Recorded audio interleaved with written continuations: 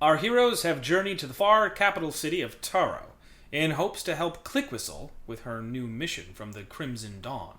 An assignment that would see our dues facing dire consequences should they fail. After acquiring lodging for their visit, the dues decide to take a day of rest and inquiry into the city to help pinpoint their bounty. With individual goals in mind, the dues head out into the city, unsure of what they might find.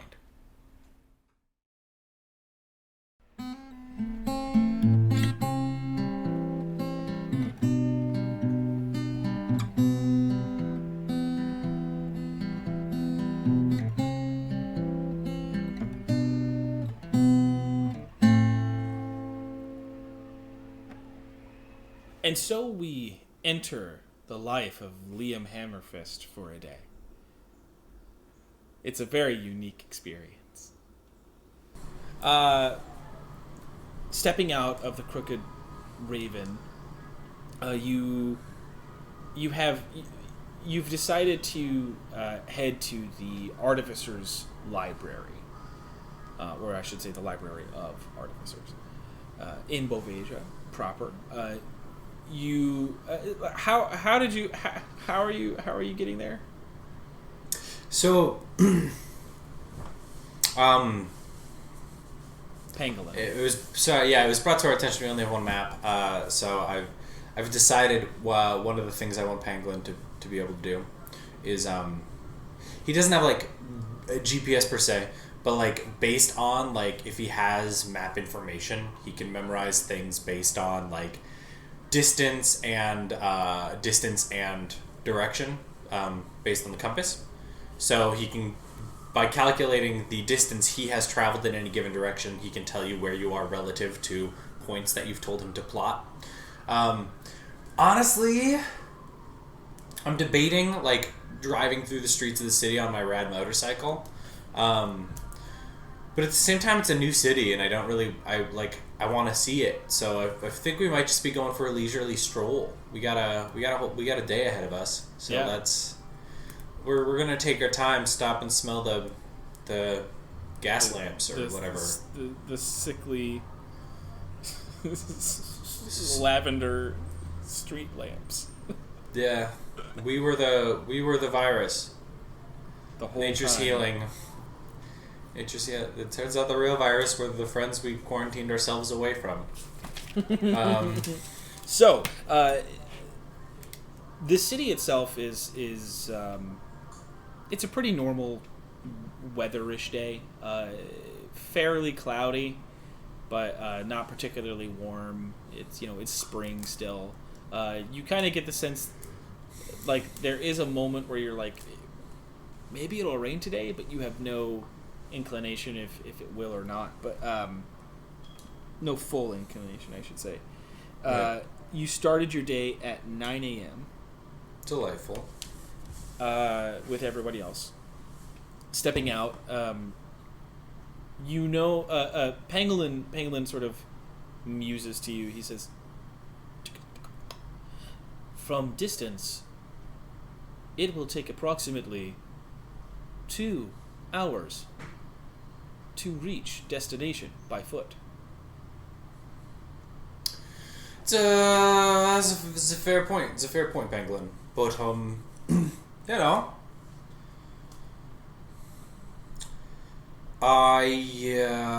You're still gonna go for a stroll. We're strolling. We're gonna head this way. That should be fine. It's northwest of your position in the southeast, next to the Crooked Raven. So yeah. So that should be fine. If your feet get tired, let me know and I can carry you, bud. No response. Yep. You just stepping by you. The streets themselves on the south side of town, you are actually going to have to walk through Market Street. Okay. Across your way. So like there's a moment where you're the area down here, as you guys were walking through anyway from your original tavern that you guys teleported into, like this area is more brick buildings, things that sort of seem like they've been there for 50 years kind of a thing. Yeah. Like the buildings are starting to show some wear, some serious wear, and there's maybe even some Wario wear, and there's a building or two that are actually like run down. There are sections of it that seem burned. There are a couple. There's like a series of like 3 buildings like that, like where it was potentially some unfortunate fire. Moving through Market Street as well, it's a big sort of bizarre fair. It's a mile and a half stretch of just kiosks and people like busking and selling and merchants coming in from the docks below and to come sell wares, as well as just kind of be a part of this like epicenter of this like not the high society of this town, or sorry, of this city. It's certainly a lot of like common people, and like you're getting a good feel of like the rich tapestry of Tarrow's community. You have people. You see a lot more like fishermen or what you would say is like seafarers that are tabaxi. You see a lot of them like selling the same kind of stuff. You see Dragonborn. You see a whole host of different people, and off further south, like you can still see, like it stands so tall that you can see it, but it's the skyscraper towers of the air docks where the ships start. You see a lot of traffic back that way. But yeah, again, moving through Market Street, in terms of buskers, is it like a lot of musicians, or they're like groups doing like plays on the corner? What kind of thing are we thinking here?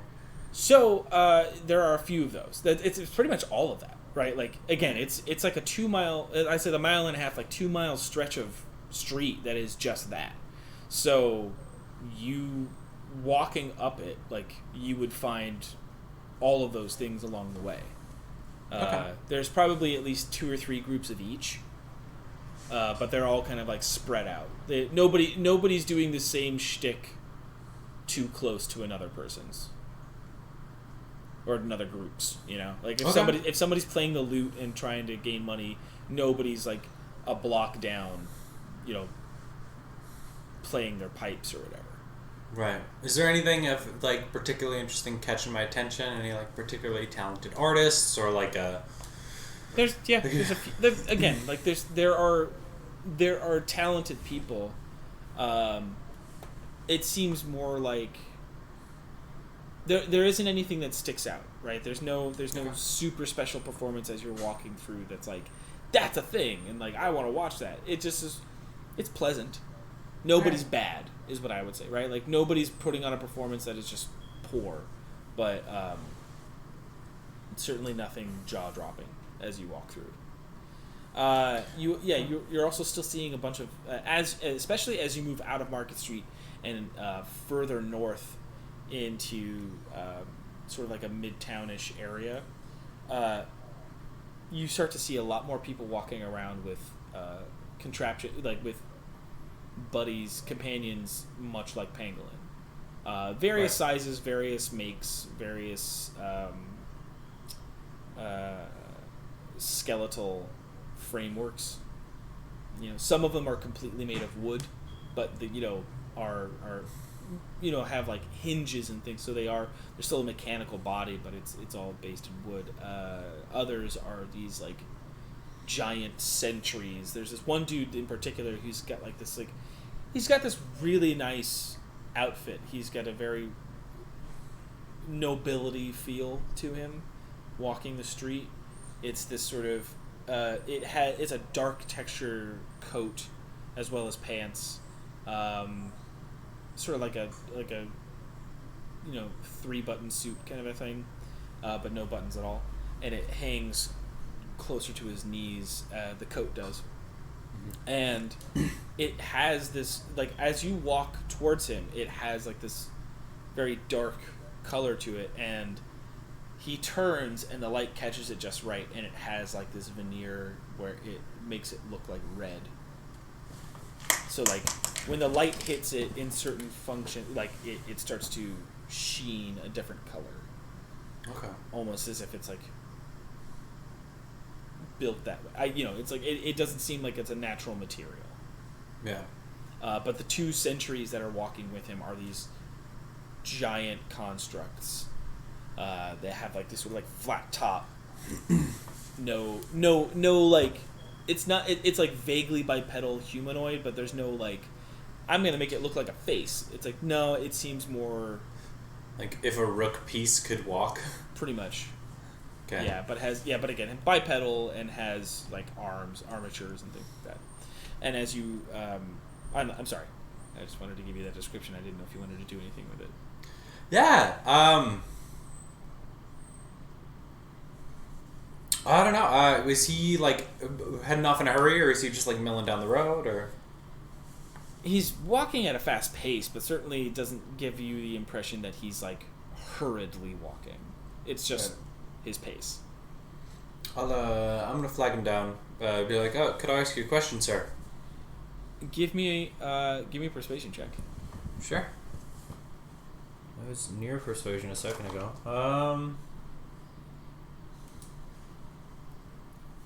Hold on. Yeah, that's what I thought. That's a critical fumble. So it's 2. That's a 1? Oh, shit. It's 2 with my +1 to persuasion. As you step forward and indicate to sort of like flag him down,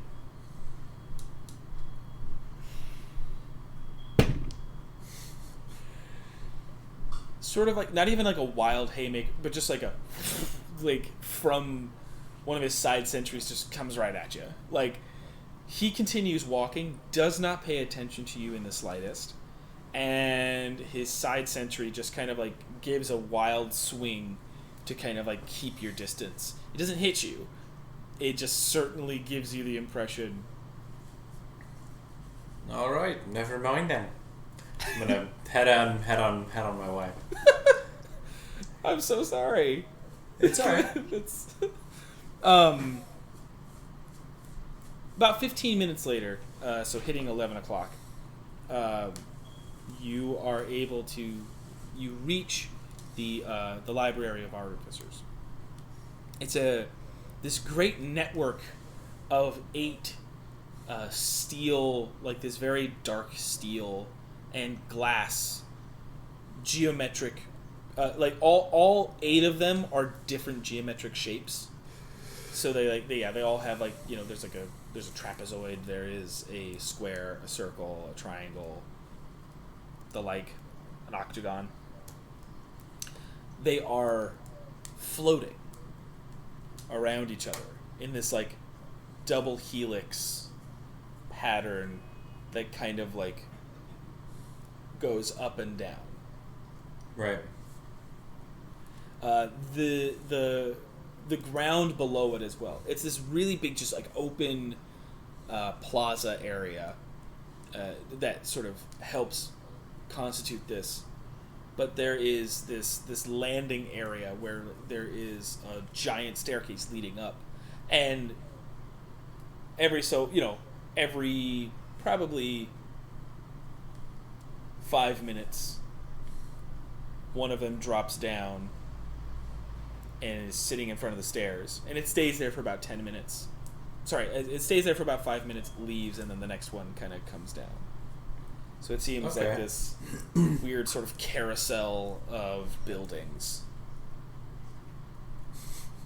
Is there like an information desk anywhere around here? Yeah, there's like a directory outside. Like all right. It's like it's very like sleek and cool. It's all like new modern architecture. It's like, hey, what's up, bro?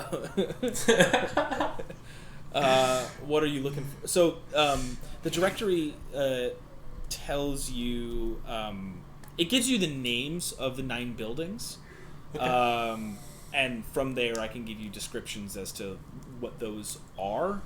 Yeah. That would the directory would kind of give you a brief understanding of, but a lot of them are pretty self-explanatory. Right. So one of them is a patent office as well as like the blueprints office. The second one is the fabrication facilities. Third is a testing facility. A fourth is a history of artificing. The fifth is the alchemist's house. The sixth is an artillerist's house. Seventh is the battlesmith's house, and the eighth is the armorer's house. For a simplest term, right? Like, right. That is what the implications are. Okay. Cool. And it's not like a person I can talk to. I will. What I'm gonna do is first things first. I'm gonna. Sorry, there's not a person. Yeah, that's fine. I think I'm gonna go to the history of artificing. Okay. Wing when that arrives. It doesn't. I'll say it was the next in the line. Luckily. Whoa, weird. It's a square building. It's a square building, and as you and these are more like cubes, right? They're 3-dimensional. Yeah. But as you step up to the stairs, a hollow light projection comes up and says, "Welcome to the Artificer's Library." Hey, do I need a library card, or can I step on in and learn? How does this work here? He says, well, each building, or it says, I should say, it says, each building marks a different specialization and focus of the artificer's legacy. Within each building lies different creations, patents, blueprints, information, as well as the licensing offices for new and old businesses. You may enter any building you choose. However, access may be restricted as they see fit. All right, I appreciate the assistance. If you need anything else, don't hesitate to call. It goes away. All right. Cool. So I'm gonna look around You head into the history of artificing then. Yeah. The building itself is again the exterior of all these buildings are the same make, and as you step in, this room actually has a lot of nice sort of amber lighting. It's very rustic. It has sort of like a cigar room feel throughout the entirety of it. It's a lot of hardwood floors, banisters, and the like. There's a fireplace towards the back of this sort of multi-roomed building. It also seems slightly bigger on the inside than it would be on the outside.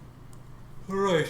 But there also the walls are lined with books. Every sort of section of it, there are chairs, tables, places to sit down and read, but also study. And there also seems to be a few workbenches, not many. It also doesn't seem like those workbenches have a lot of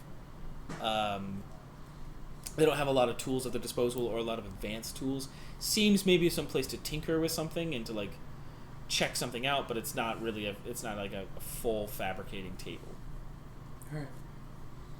As you step forward, there is somebody kind of waiting by the front entrance who greets you. Says, "Welcome to the history of artificing." It's an elven man, and he's got this sort of long brunette pulled into a bun, and he's got this high collared coat on. As it's got an insignia on it as well, and you recognize it as the same insignia from the directory outside. It seems like it's kind of the nature of this building, the emblem of the building, which is it's a gear with a gear with a. It's actually kind of it's by all intents and purposes, it's almost a silly design. It's a gear with a wrench through the center. Perfect. Yeah. This is welcome to the history of artificing. And you are sorts of he it's kind of like a ledger and Liam, Liam Hammerfist. Yes, okay. Now, Liam yes. Hammerfist. Do you attend the colleges? I do not. I was actually I see. Okay. curious about learning a little about those while I was in the area, but I'm traveling. I'm from abroad, so. I understand. Yes, well, there might be a few people here who who go to the schools. You might be able to talk to them, but generally speaking, you'll probably be able to find out more if you go to the schools themselves. Having said that, if you're not a student, unfortunately, it is a gold per entry. Ah, fair. Is that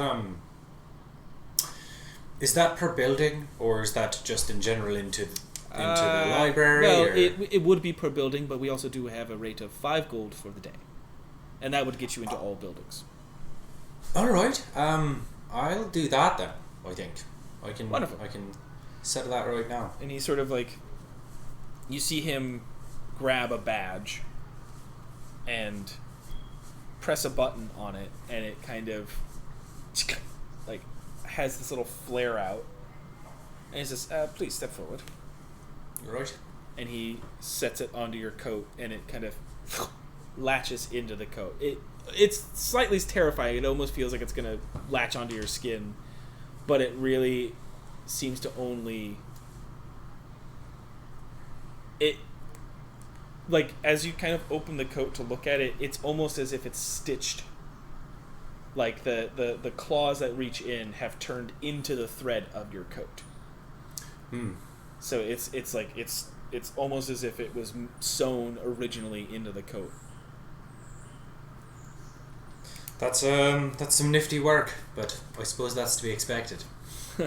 Yes, I could say the same of your friend there.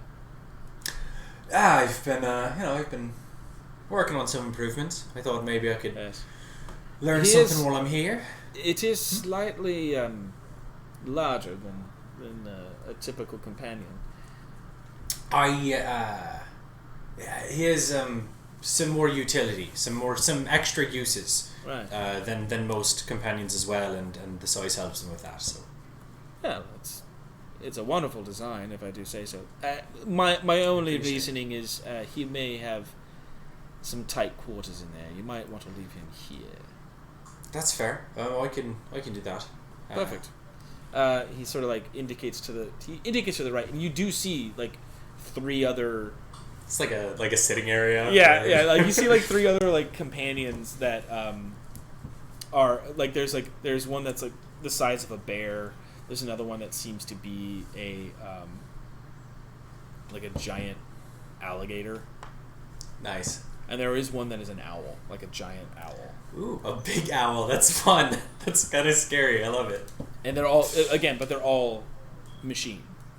Yeah. They're all of the same kind of thing.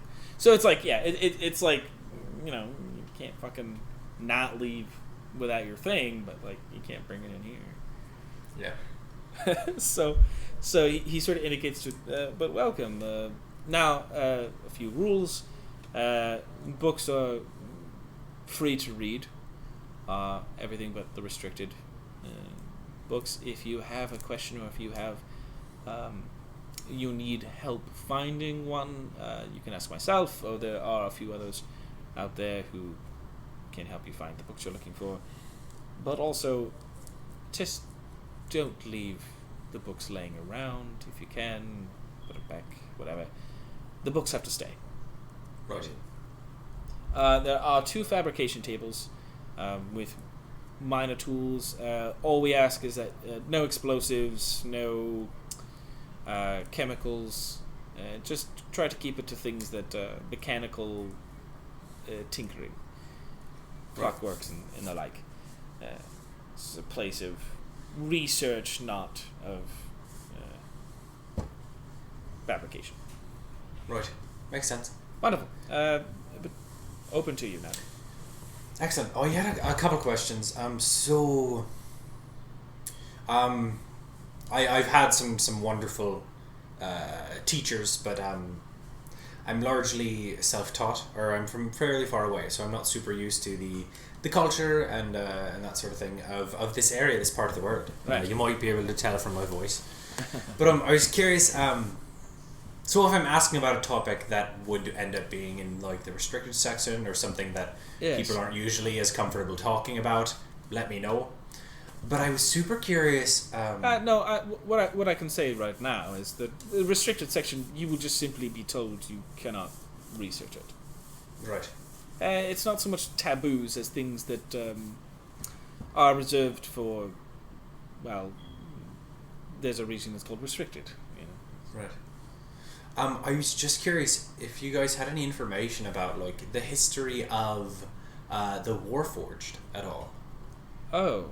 A bit, yes. There have been some studies done through our offices, but it is certainly not something that, to be clear and honest, it's a particular situation. They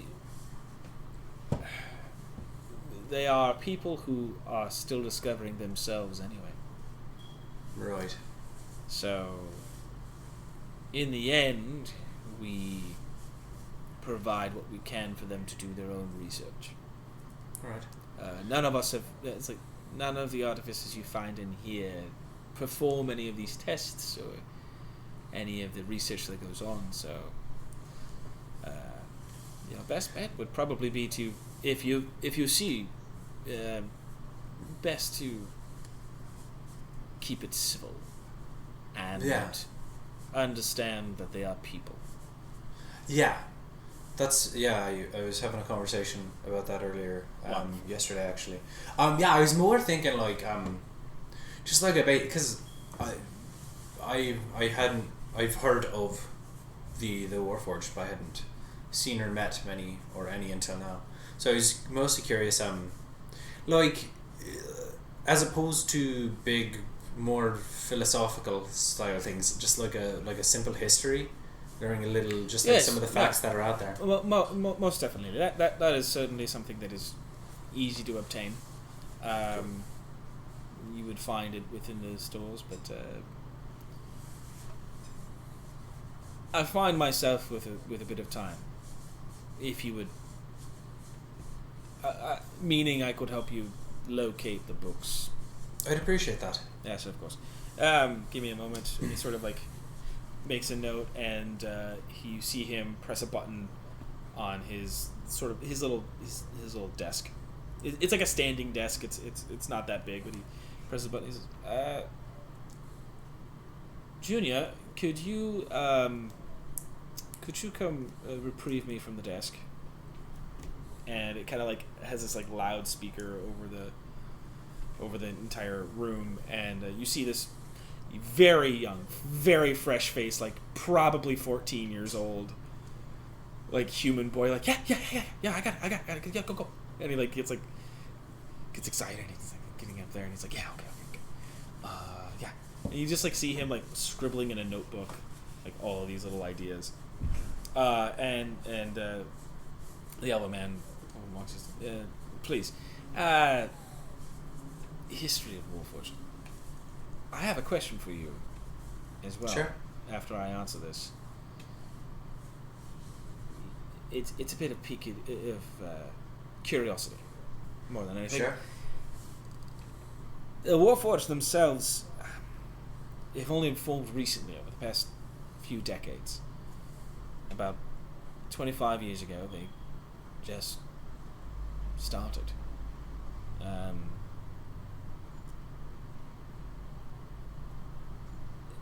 The best we could reason is just they came into being after. Now the structural forms, the bodies their own, existed before and were created by some great artificers of the time. Mostly as instruments of war, unfortunately. But they were able to make their own way, and truthfully, it's one of the greatest examples of a good government is how quickly they were reasoned to be new. A lot of inquiring minds and inquisitive minds, I should say, delving deep into the nature of their being, right? So many people needing to know so quickly. It's still got some rough edges right now, but you won't find too many in these offices who pertain to those. Too much good work, too much fresh thinking from them as a people. General history is just that. It's pretty simple. It's not glamorous. It's not fun. And I have met a few of them who have lost in that simplicity, but it's watching a new thing birth itself into the world, and it's quite amazing. Question for you though: you say, based on your accent, are you from Harrow? Yeah, actually. Interesting. Do you have toys there? Have you met others, or? No more ties than other people in Tarrow, for sure.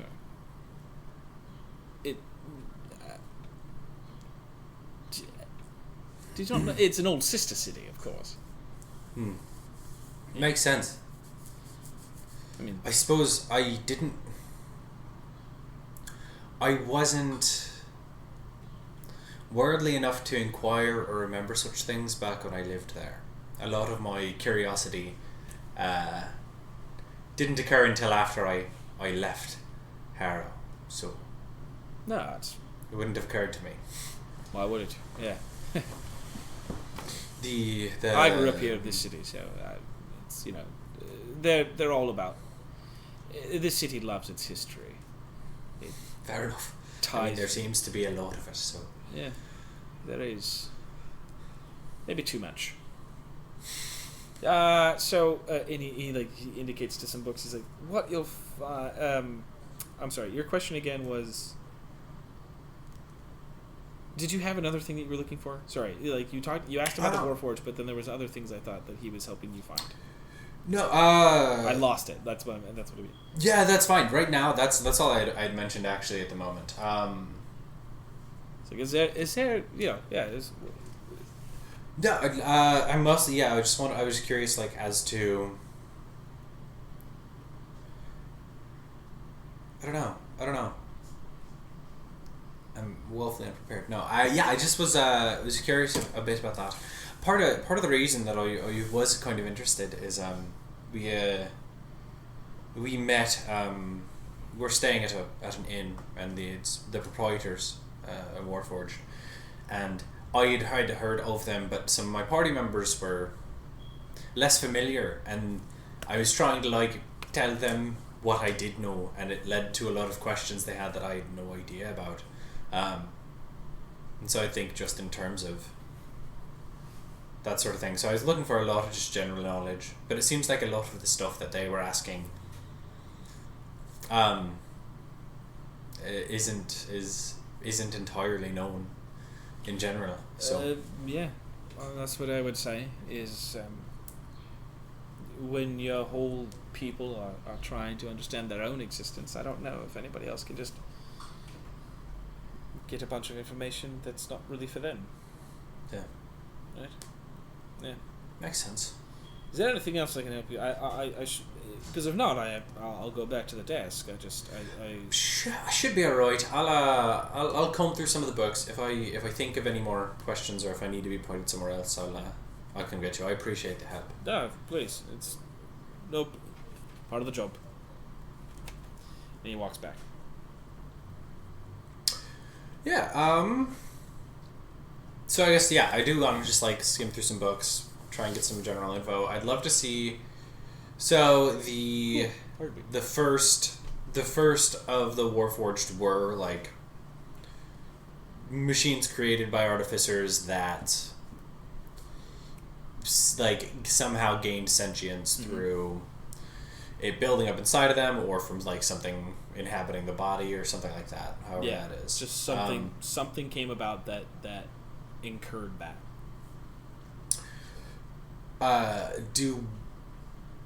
Are newer Warforged usually built by other Warforged? Like, did they decide to have a kid and put some parts together, like in Robots Prepare for Adventure?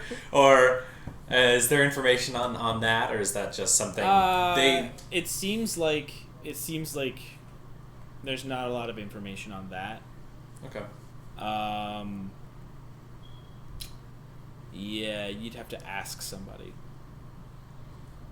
Seems like a fairly personal question. How does your race reproduce? How do you reproduce? How do you reproduce? Yeah. So that's the thing. Is like if you're getting, I would say you get the sense that like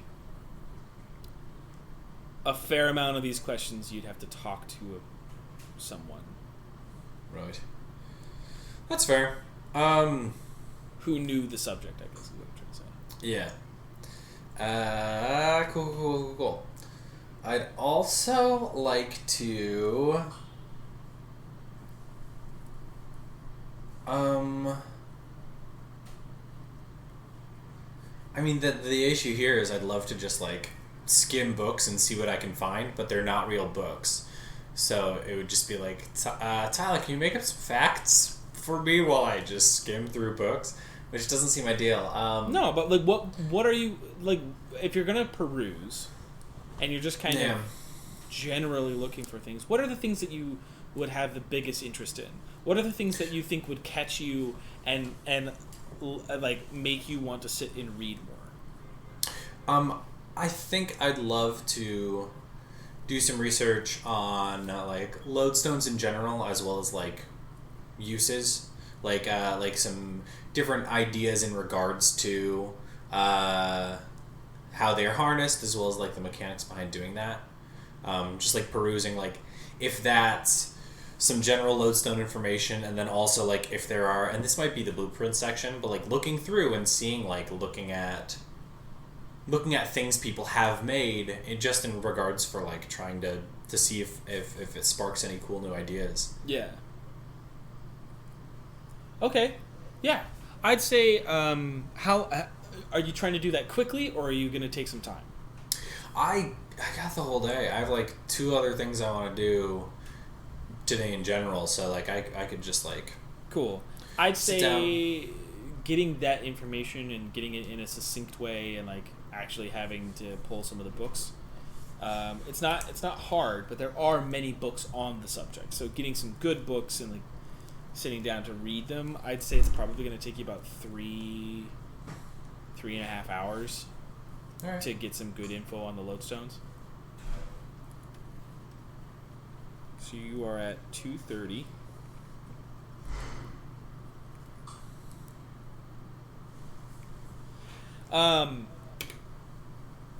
In terms of like new uses of them, or like different fabrications of them, or kind of like ingenious ways to use them, it really does come down to everything you're reading is like it's coming down to what you have and what you pair it with, right? What you use it for. Lodestones that are more used in like amulets or things that are not based in weaponry certainly have more of a utility use. You see that a lot more often. It's something about the binding agent of, like armlets and bracelets and amulets, that kind of thing, circlets for crowns, has the attachment of the socketed item with the lodestone.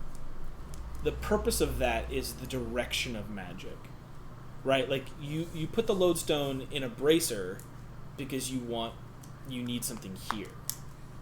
Yeah. It's the connection of the arm. So a lot of the times when a lodestone's magic is more attached to a certain idea, that because it's a little bit conceptual, right? Like nobody has like perfect rule sets for it, but they have these theories that go around of like why these things operate the way they do. Yeah. And it seems to be when the socketed item and the lodestone match in concept, it actually creates the strong effect. Like it could potentially even be a way to create further effect.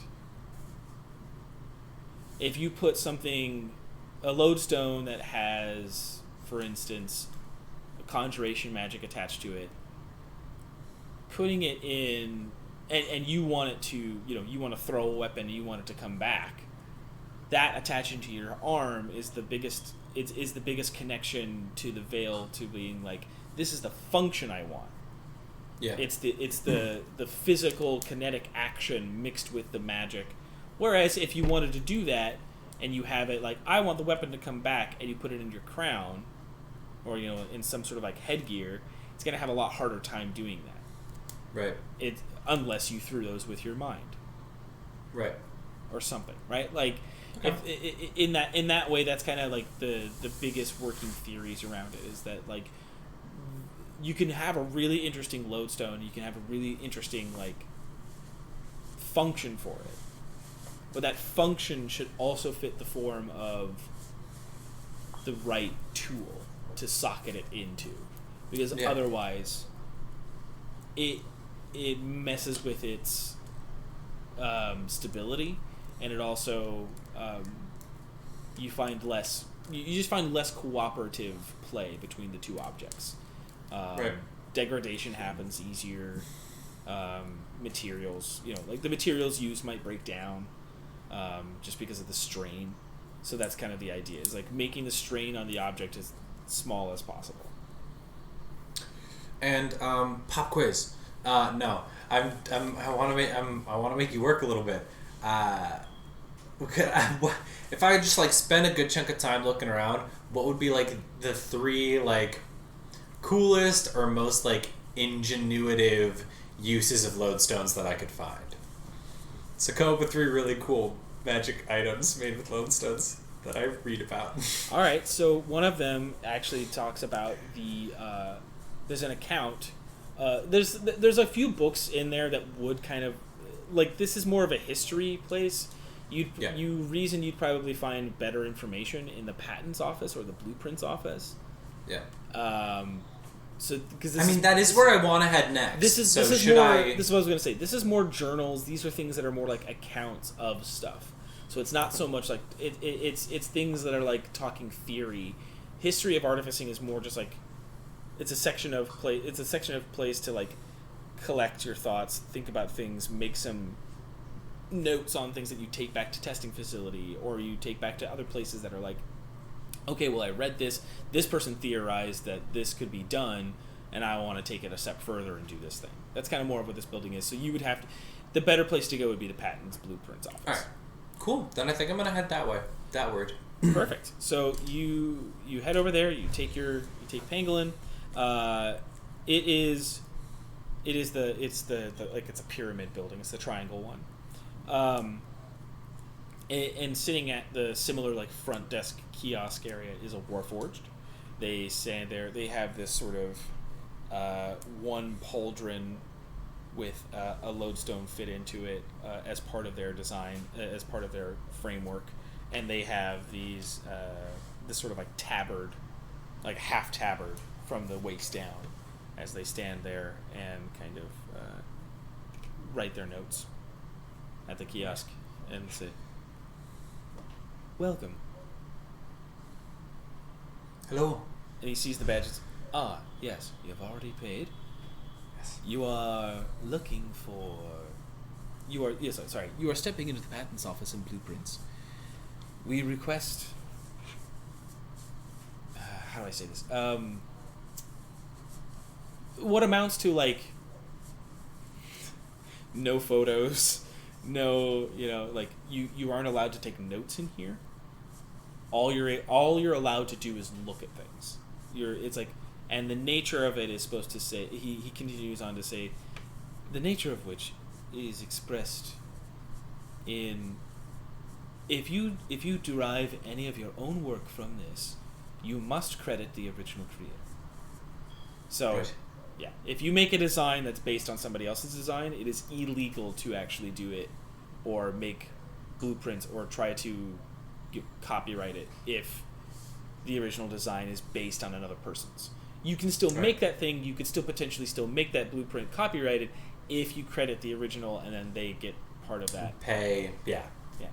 A lot of bureaucratic Not royalties, nonsense. but whatever the thing of royalty, like the thing similar to royalties. Yeah, it's like paid dues or something like that. I can't remember what it is, but like it's what amounts to royalties though. Yeah. I was a little curious about the process of getting a patent on something. Is there like a system to like check through and see if your idea is truly original or that sort of thing, or how does that work? Yes, there is. That would be part of the process of looking through blueprints and the patents themselves. We have a keen record of everything put into here. Now, that is to say, not everything has been patented or blueprinted in copyright form. But if your idea proves to be original, without any fabrication on someone else's part, and you copyright it, it is yours. All right, I'd love to. That process takes a little bit of time. It takes review. Depending on the usefulness of the item as well, will sort of determine its worth. All right. I'll probably take a look around a little bit, and I may, if I have more questions regarding in general or that process, may I come to you and ask? Yes, you may. Also, there will be Pangolin. No. Oh, okay. But you want to be. Well, the yeah. keyboard No, friend. he's gonna say that. Yeah, he there's a parking spot basically. There's a parking lot for each space. But he says if you require any assistance in term before you grab any of the blueprints patents, please alert.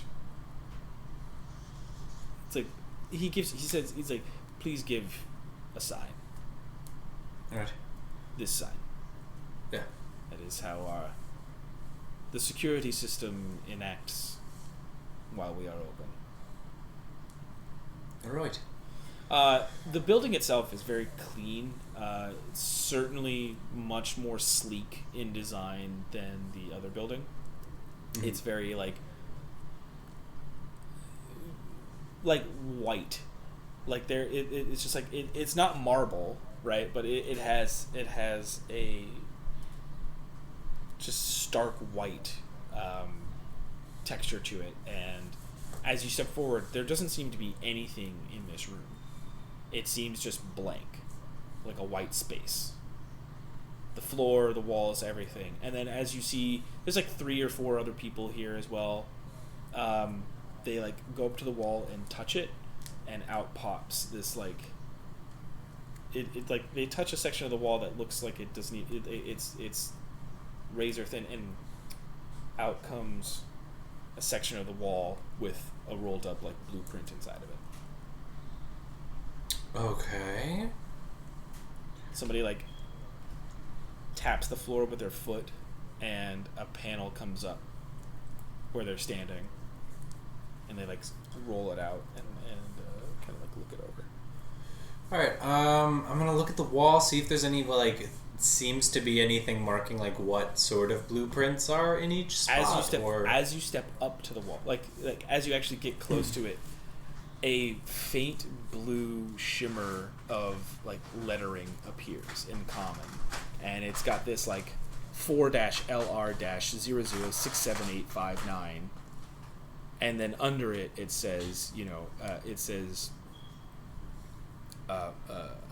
like evocation combustion engine. All right. So it's like, and like that's kind of like painted across all the wall. Like as you get closer, there's just like rows and rows and rows of that. Okay. Okay. Cool. And so what you are looking for is what?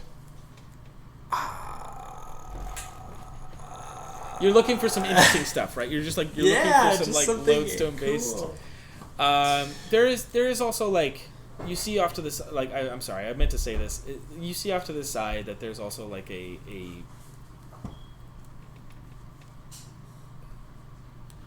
what amounts to like a search desk, right? Like right. you could potentially and through some finagling you're able to like look specifically for some lodestone patents, blueprints, and what you find is you find the three that catch your eye. One of them, again, is that evocation combustion engine.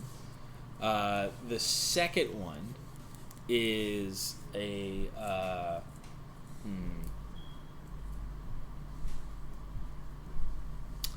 there is an abjuration based like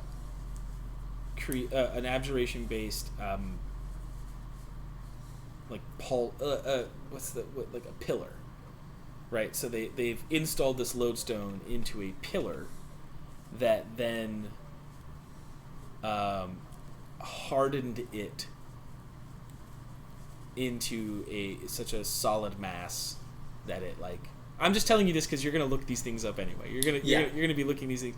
So the first thing is very clearly like it's a combustion engine. It uses the evocation magic to charge bursts of elemental fire, and through that the actual lodestone combustion part of it is pretty simple, but then everything else is like, okay, where then does that fire go?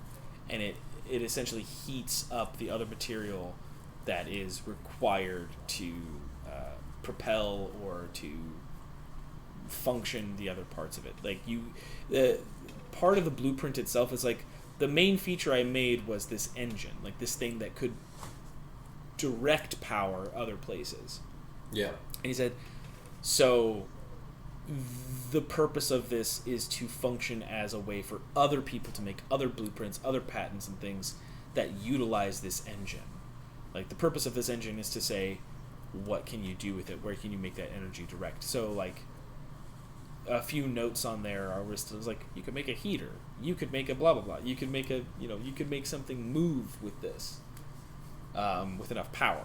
Right, so it's like it's all saying it's like whatever power source, whatever additional power source it's connected to is the sort of the key factor. The abjuration one, it made this pillar-like structure super hardened into an almost like adamantine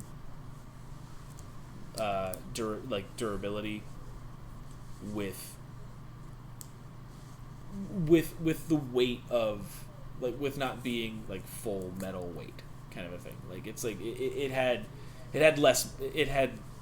compacted mass. Like it like the electronic, like the ionic threads that hold everything together just got pretty much like tripled. So like it's a stronger material, but without being exceedingly heavy. Mm-hmm. And so if you wanted to try and make like a cloud sword, this technology might help with that. Yeah. All right. Exactly. Like it's something where it's like this lodestone is it has function, and I would say the reason it's interesting to you, is like it allows for sort of like a durasteel, just like this titanium carbonite, so it's lightweight, but it's also extremely durable, but it's not like mithril, right? Like it's a way, and basically you could put it on anything. Is the conceit is that it's like if you get this abjuration lodestone and you do this to it, it is a way to. It's a way besides transmutation, like because transmutation would just change the material entirely. It would change it into the other thing. This just changes some of its internal properties. Mm-hmm. Yeah, I love that. So it could be a wooden structure, but have the strength of titanium, right? Like that kind of a thing. Yeah, or like if you're trying to make like a ridiculous buster sword, you could use something super lightweight like tin. Yeah. But then make it hard enough to be a functioning sword. Yep.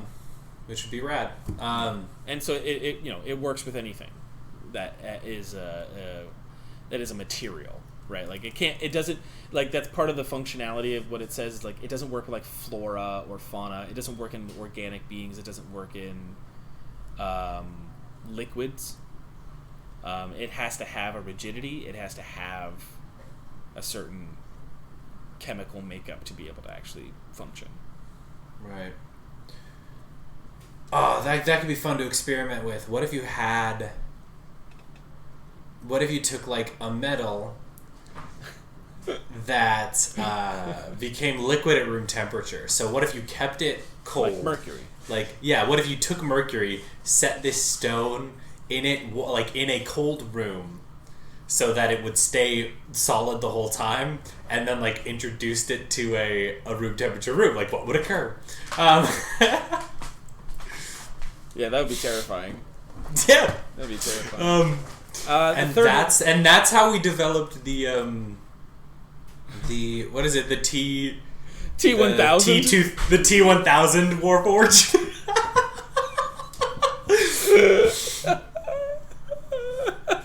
That's terrifying. Yeah. I don't know. All right, what's your third thing one? Number 3? Jesus. There's another one that I would say would be something like, oh boy.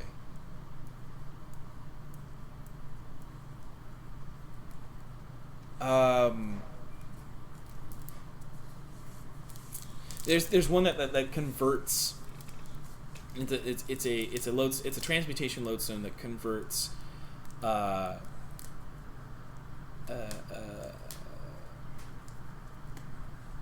unstable hazardous material into it essentially, like, if like the concept I'm thinking of is like, if you were to take nuclear waste, it has a half-life of 50 years before it becomes non-hazardous.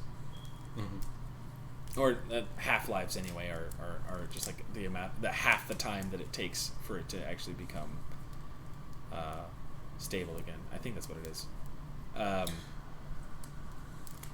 Basically, it cuts out all that time.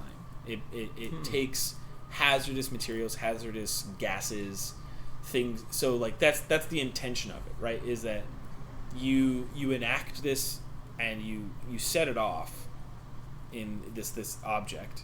You set it off and it contains the material. It contains whatever hazardous material is in the area, the immediate area, and sort of like filtrates it and does what it can to combat it.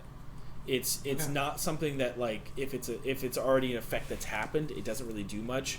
But if it's an immediate effect, like a gas, or if it's like I said, like an ooze that is like hazardous nuclear, that kind of a thing, it'll take that, filtrate it so that it becomes non-hazardous. That was transmutation. Abjuration? Transmutation. Okay. Yeah. It's taking the one substance and turning it into something else. Right. I want to just like take a little bit of time, put some special effort into like studying that a little bit. Most largely because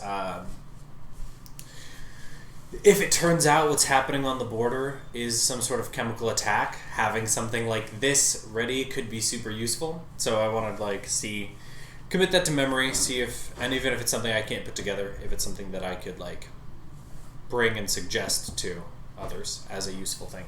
Yeah. So I want to do that. So that to get familiar with this blueprint enough to be able to like recreate it if you wanted to, would probably take you the better part of like 3 hours. Sure. Because it's like, because the first two things are like looking at those and getting involved in those, and then the third one is the one where you're like, oh wow, this could actually be useful. I want to study it. Yeah. You don't have notes. You can't take notes. Yeah, in here. I just have to. Yeah, it's just study the concepts, and so they'll till till it makes enough sense to me that I can Yeah. retain the info, that sort of thing. What I'll say is like the Warforged also, I know I'm doing this like after the fact, but like basically the other intention on that is that like you can buy the blueprint. Fair. Like you can buy a copy of this thing, but it basically is saying that it's like we have it on record that you have, and you know. And then like If you then again like it's basically just ways of covering people's asses and like making sure that if I start building these and selling them, like they'll know that I have this blueprint, so it'll be fairly easy to find me and make sure that I pay the share to the owner or that sort of thing. Yeah, it makes a lot of sense. That's like that's the intention anyway. Is that it's like it you get the feeling that like this is a country that like prides itself in its artificers, that it wants to invent but it also wants to take care of them in some way, and so, but there's also there feels fairish. Yeah. So cool, yeah. cool. So yeah. How much would that be to buy to get a copy of this? Yeah. It would be a silver. I will do that. Just for Might that as well. It only takes like. It only takes about 10 minutes to actually fabricate the design. They just have to, because they have to take the blueprint, they have to like okay it, and they have to.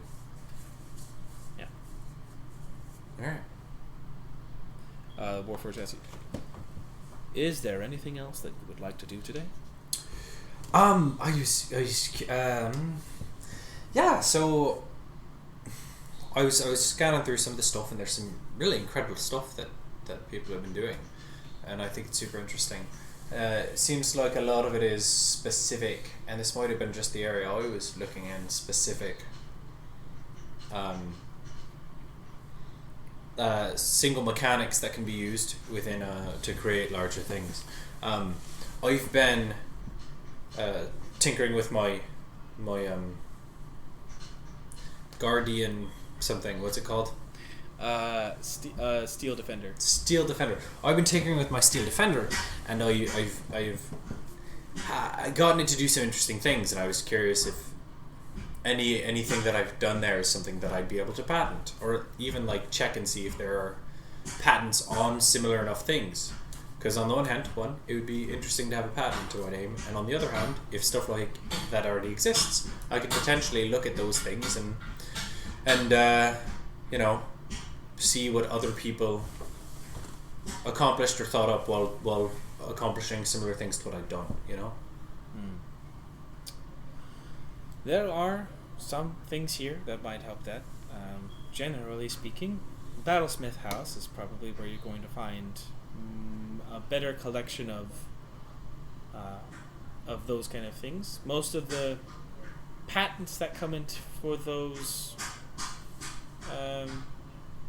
you are more than welcome to look into them here, but they would have a better understanding of the immediacy of your question. All right, sure. I can go see if there's someone to talk to there. I appreciate your time. So journeying over to the Battlesmith House, which is the we're just going all over the place now. We're just going to all these places. It is a hexagonal building. You enter, and it is. Give me a moment. A dragonborn sits at the front kiosk. You park Pangolin. You understand the routine at this point. Yeah. And the dragonborn is a black dragonborn, and as you step up, he says, well, you seem like one of us, maybe."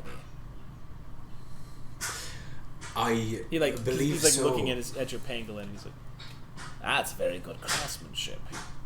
Are you part of the college?" I'm not, actually. I'm from abroad.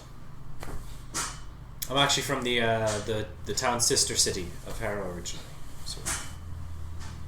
But It's this is my good first to time know in that. town. And he reaches out his hand. It's like his clawed hand, and he's like, "Well, welcome." Glad to be here. Have you registered him? He points to Pangolin. Like, you registered them? I'm not familiar with that. It's your process, first no. time. What am I talking about? Of course.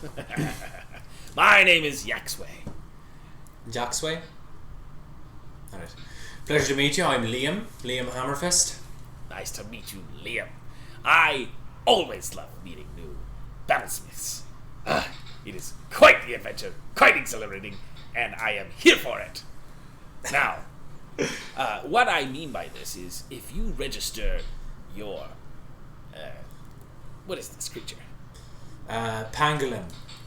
If you register your Pangolin Defender with our records, you may have access to this building for free, as well as access to our records and some of the facilities. Of course, there are dues to be paid routinely, but you'll have access to all of our files, and you'll also find yourself climbing ranks in our little organization if you so desire. Yeah, I'd love to. How does the registry work? How does the registration work? He like he pulls out his little. So he like hands you a pen. The entry fee is no small sum, I understand, but we are creators, and creators must continue to create. It's 100 gold. We must continue to create, and that due is paid biannually. All right. So that's Lorethian time. So it's every like 3 months, like every 3.5 months, you pay the 100 gold to continue to use the facilities.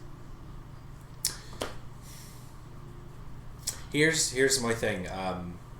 Sorry. The rest of the process is you register your defender, so that anytime it is held here, like there's better facilities. There's a bunch of perks to signing up. Mm-hmm. Sorry, I'm trying to like.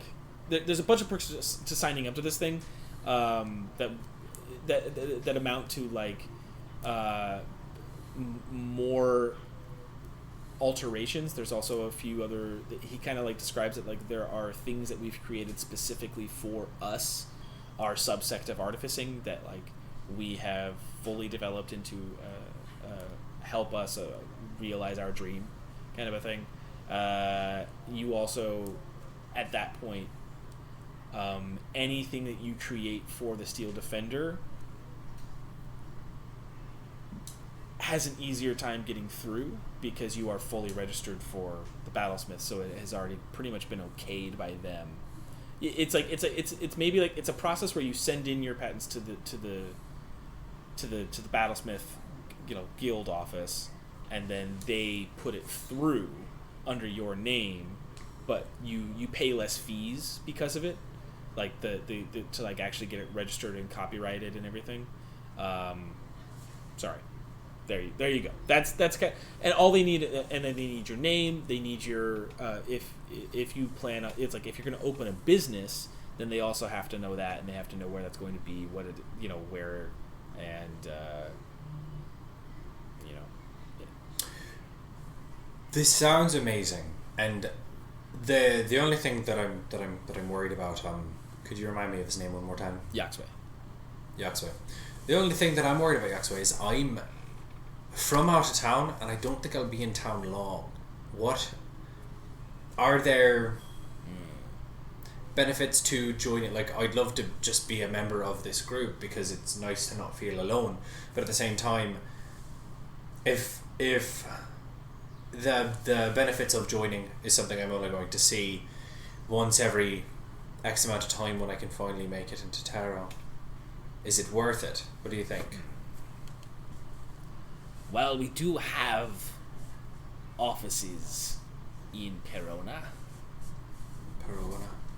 There are a few other ways to get in contact. It's not something that, where you need to be physically here all the time. Certainly does help with the day-to-day discoveries. And if the situation was different in the current climate, we were close to opening up shop in Sestead. Right. We also have a few Reikian. We have 2 Reikian divisions as well. Well, what do you say? I'm going to join up and register. I'm going to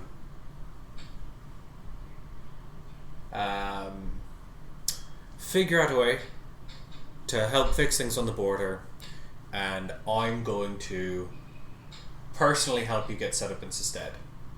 I don't know how I'm going to do any of this.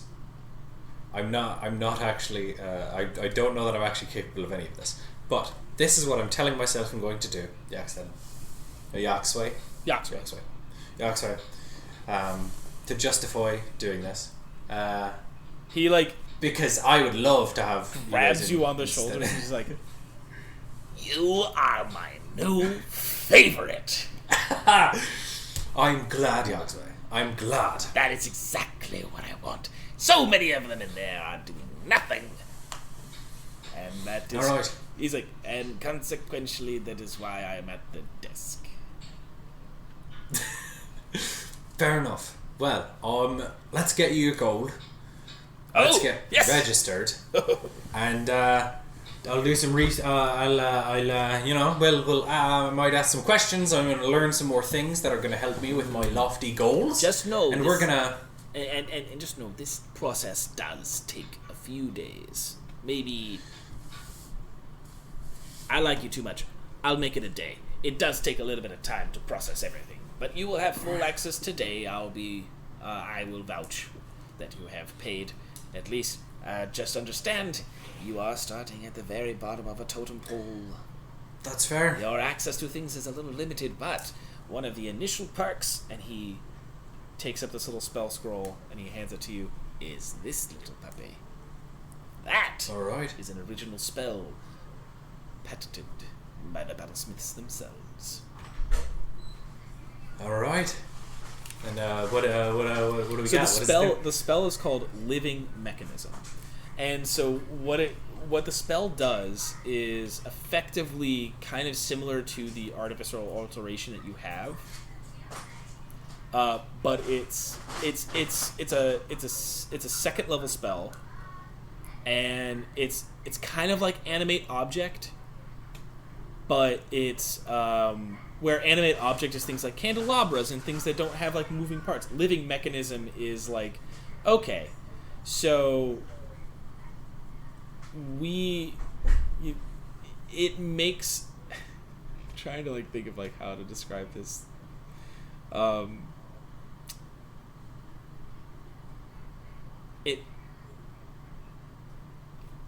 It makes real boys. All right. It's like the Pinocchio spell. It's yeah. Like, okay. For a time, they have a consciousness and they have like a brief ability. They like their entire structure changes to have like the nature of the spell is like it allows movement and thought and a bunch of other things, but it's predominantly for machines, where Animate Object is about objects. This thing's like if you went to a clock or a clock tower, or you did this to a train, or you did this to machines, it would awaken it into this new state of being for a while. That's beautiful. I love that. All right, yeah, and I want to. So I'll register Pangolin. I want to ask you. I was just at the patent office, and I've been battlesmithing alone for a while now. So it's good to have people here. But I've been tinkering a lot with my friend here, and having seen the patent office, I didn't know if maybe any of the things I'd done would justify like a patent or something. If you could help me out with that, if you have the time, that would be. I might. We might just have time for that. Right. It would probably take. The only thing is it would take a bit of time. We would have to. Right. You'd have to show me how you made it, and what alterations you're saying are important, and which ones are different. Right. Which is then cross-referenced with our records to make sure that that is true. That's fair, and I might be able. I haven't had access to lists of alterations though you have. I've mostly been winging it. So honestly, if I could get like access to that list, I could do some of this work in advance. I might look at the list, see that there's similar stuff to everything I've done, and save everyone time. So is that something I have access to at this level? Yes, you would. So he, so sake of brevity, the only thing that is on there that is, I should say the opposite. The only thing that's not on there that is like original is the motorcycle part. Is the thing of like transforming into a vehicle is not something that anybody has thought of yet. So that's the most unique original thing that you have. Everything else is like pretty standard. Yeah, like at the time you were like, yeah, this is great, and then like you're looking, it's like, oh, I guess that's, yeah. It makes sense. It makes sense. Yeah. Cool. Excellent. So I've done that. I've looked that up. I want to mention it to him. So I was looking through it, and a lot of the stuff that I've done seems to be something you've done before. But there is a mechanism that I've done that you guys don't have in your lists. That I think that if my guess about you is right, Yagweh, I think you might like it. And I'd love to show it to you either now or if I was actually going to ask if you knew a good place to get a drink around here. So if you wanted to, like, when you're off shift, we can chat about the craft, Lucky grab a Note drink. Bar is certainly close and is a favorite of a lot of people's, and I could certainly break away if you would like to show me this very interesting thing that's interesting. I'd love to. Perfect. All right. You step outside. Yeah, you guys get down to the actual street level. And as you get on Pangolin and you transform him into the motorcycle, you see Yaxway is just like, a motorized bipedal. Well, not pedal. Pedal. Motorcycle. Motorized cycle. Some sort of motorized cycle. Yes. 2 wheels. Why just 2? Save space in the transformation, and generally speaking, it'll save weight as well. Yes. And while you're moving, because of gyroscopic principles, it stays up perfectly fine on its own with the 2. Why over-design it with extra wheels? And so the mechanism itself lodges within, and he like points into like where like the like the core engines would be and things like that, like of them. Is like, but it exposes right here. Yes, it exposes it, so it has less armor plating around itself. One good shot there is not good. You're not wrong. Yeah. I suppose it moves quickly. Do you want to see? Is there a reasonable amount of space? Yeah. Like the whole section that like holds up the buildings is pretty open. It's fairly large. It has to be like kind of like this wide area so that people don't mess with it. All right. I'm gonna take it for some paces around the area, just show him a little bit, and Yeah, like within reason and safety. yeah, I don't want to like. Give me an intelligence-based. Wait, what did we say? An intelligence-based ride check? Yeah, an intelligence-based ride check. Okay, that was so. It's just yeah. Okay, what am I doing? Wait, I don't think there's a ride skill. I think it's animal handling. No, there isn't. It would be animal handling. Yeah, so an intelligence-based handling check. Okay. Which would mean... okay, cool, got it.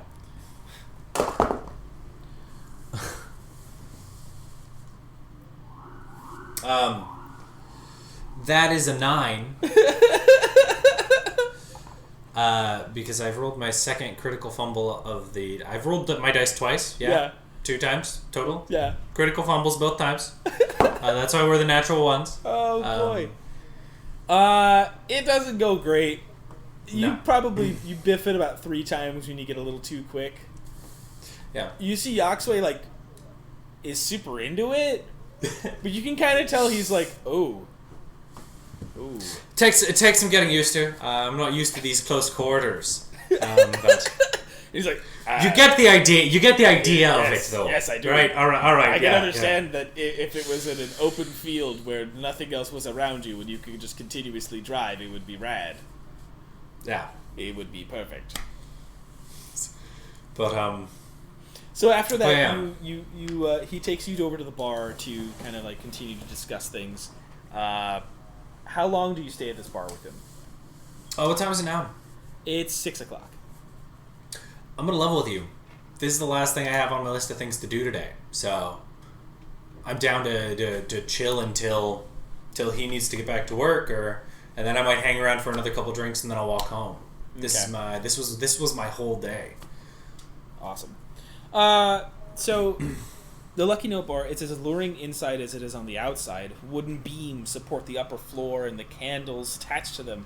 The walls are worn from years of signs and plaques hanging on them.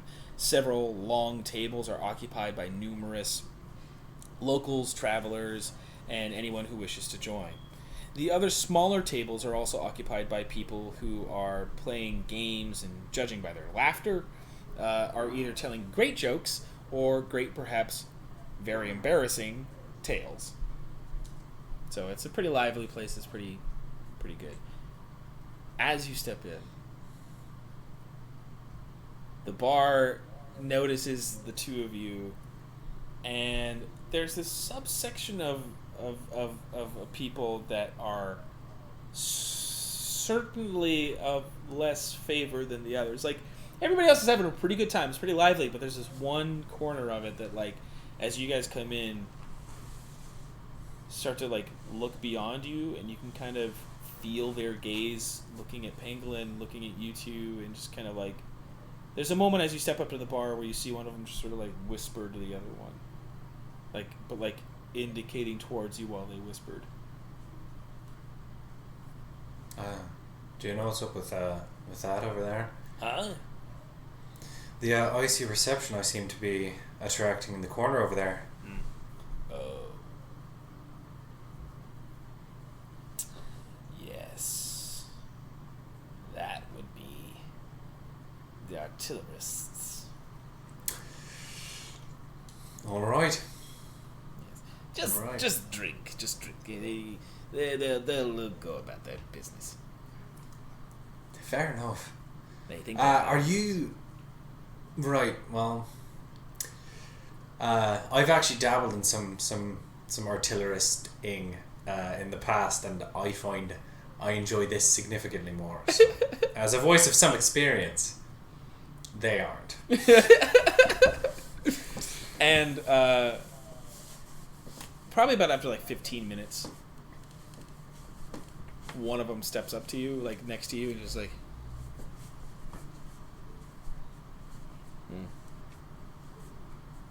it's a half elf man, and he's just like, oh yeah, you know, sometimes you just Multiply, don't she's greed. Boy. Hey, can I ask you something? And he's like looking at you. He's like, hey. Taps you a few times. Oh, sorry, what? Yeah, what? Can I ask you something? I want to ask you something. Sure.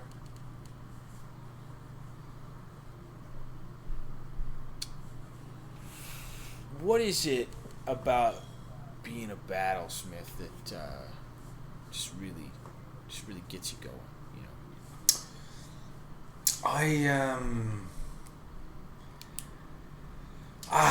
There's a lot of reasons. There's there's a lot of important people in my life, and I like having the big guy over there to help me keep him safe. Right. But like, that doesn't make any sense though, because like, how is he going to do that? He doesn't have any. I mean, I don't know. I'm just trying to say, buddy. Like, you know. Are you saying you? I mean. So there's him. There's also I'm gonna pop up my backpack and have Turtle come out. I'm like, if it's big gun you're looking for, I've got little gun here on my turtlet, and I toss him up and he starts like hovering around. I'm like, and the thing that I was interested me about artillerists, and I was hoping maybe I can swap this on you. You can answer something for me. You spend time and resources to develop to use your bonds. You can do spells on those. You know those. Guns exist, right? I have this gun. I'm gonna put it away, and I'm not threatening him with it or anything. Like, you spend your time and effort and your craft to make this thing, and like guns exist. I don't know. It seems like a waste of resources. He's sort of semi-nervously taking this drink, and he goes, that's a really good point. It's it's good that we all, he like takes out like a revolver pistol, puts it on the counter. It's pretty good that we all learned that like 20 years ago. I'm just saying, and you're in a school that uses some of your time and talent to make what we can all just buy. So what's that about? All right. Fight. He's like, I'm glad you made this easier, because like, I would have started a fight for free, and he's trying to wail on you. He's trying to hit you. Pangolins within 5 feet, so he's gonna get disadvantage on that. I'll allow it. Pangolin came into the bar. This is an Artificer's bar. It's fine. Oh, he has disadvantage, you say? Yep. So he swings, and you just like, oh no! As he swings, Pangolin just kind of like puts his like hand in front of it, and he goes ah! And he like hits it on his hand, and he's like, that is inappropriate. He like looks at him, and he's like, that's inappropriate, and then just kind of goes back to station. That's how he'll protect me from things. The rest of his crew stand up, and they're just like, no, and they start to like make their way over to you, and he's like man, Ren, send me a bill. And he's like talking to the bartender. He's like, no, please stop. He starts. So listen, we can settle this like punks, or I could buy you a round of drinks. We could see who finishes them quickest. Tell who's the manliest. We can have a good laugh about all this. We can do this friendly like if you'd like, but give me a persuasion check. All right. With advantage. All right. Because he's already because he's already hit his hand on Pangolin. So like yeah. Two natural ones right here. Let's see it. All right, that's not ideal. It's not a natural one. That'll be 14. I think with Pangolin standing there and Yoxway kind of like gaining a little bit of, I wouldn't say confidence, but just certainly like, like he's like semi proud. Yeah. The other four are like, all right, newbie. All right. Rod of drinks on me for my new friends here. And you want to do a drinking competition with them? Yeah, 100%. Let's do it. Yoxway's like, I generally like to sip my drink. Yeah, well, I had some self-destructive habits in my teenage years that are hard to kill. So he's like, another blackberry ale, please. So they set him up. Go ahead and give me a Constitution check, non-saving throw, just a check. Straight up check. All right. Good job, Yoxway. 16. Yeah, you the and best Yoxway, roll of the day so far. You and Yoxway like get it down in a reasonable amount of time, good shorty time, and the other guys are just like very close behind you. And as I slam, he slams it. He's like, "That really shouldn't impress me, but free drink, so I'll let you off. Just understand something, newbie. Lucky Note is the artillerist bar. You want a place to go? Battlesmiths, that's fine. We ain't gonna follow you. We ain't gonna do shit. Come in here. Gloves are off, my friend. So, have another drink. That's fine. Once it's done, you're out. Go wherever you want. We don't care. Crooked Raven, whatever bullshit place you want to go, let's just solve it. Alright? He walks away. And Yoxway's like, Alright. Didn't really mean to cause that much trouble, but sometimes my mouth is a bit faster than my brain. my brain is sometimes slow. I forgot that this is a bad place to go. Yeah, I was gonna ask, is this I was gonna ask about that, but that's fine. It's the only bar I know. Alright. Well, that's fine. We'll we can have another drink. We said we can have one more. We gotta use it wisely. I think we should do your sipping drink plan. I think that's a good one.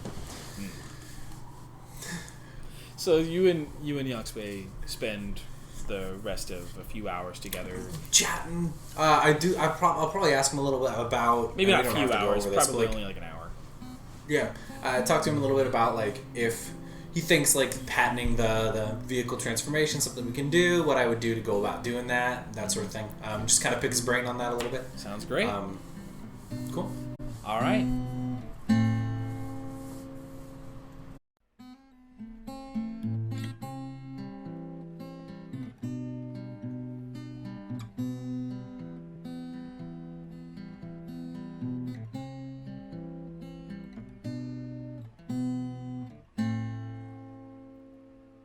So the day opens.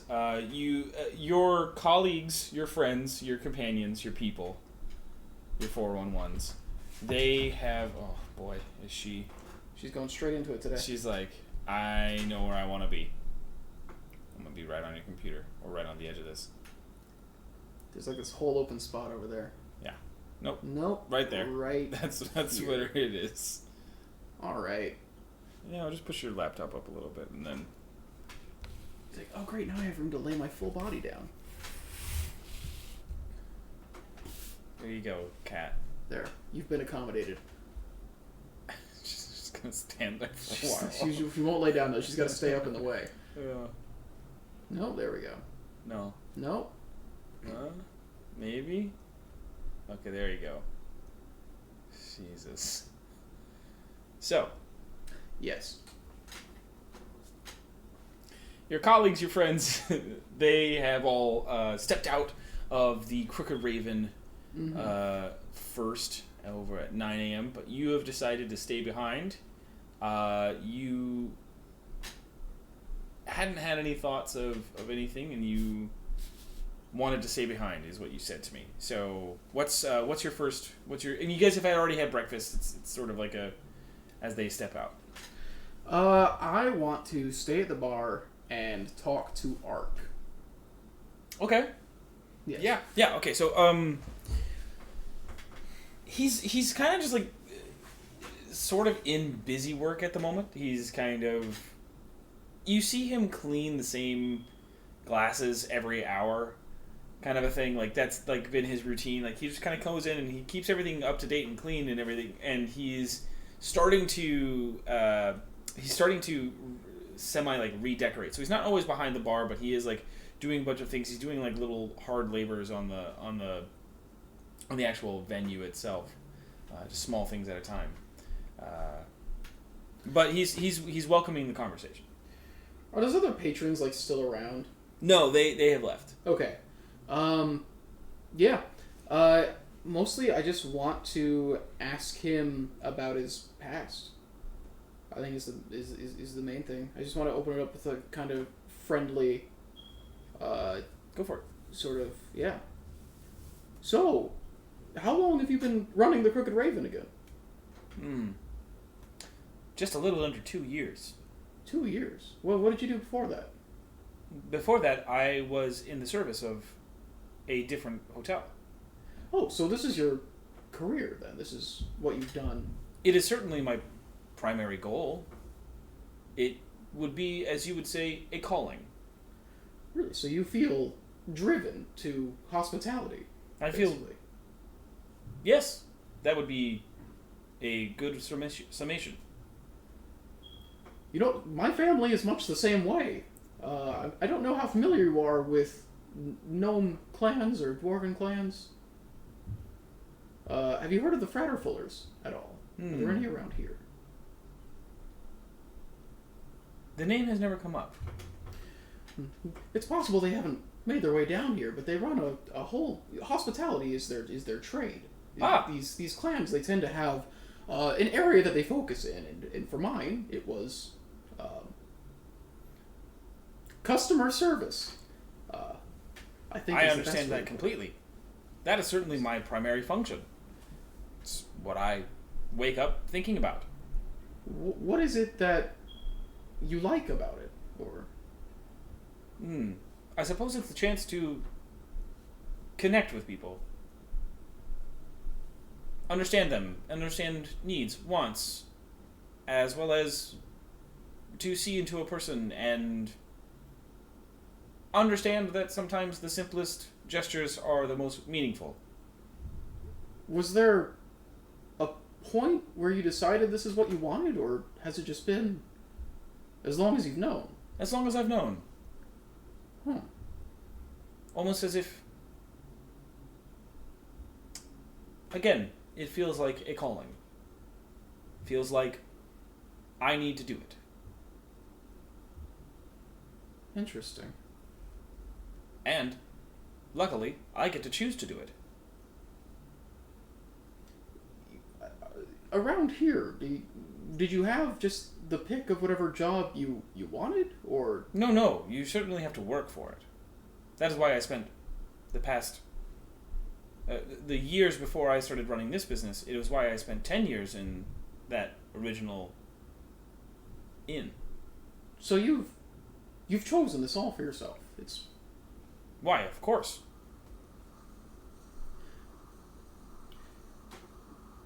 These callings. Do you look at a calling as more of an opportunity or a responsibility? I suppose it would be both. A calling is something that is a desire, which then you have to take the responsibility to do. So, in effect, a calling is something that calls out to you, but you are the person who puts forth the effort and the discipline to make it happen.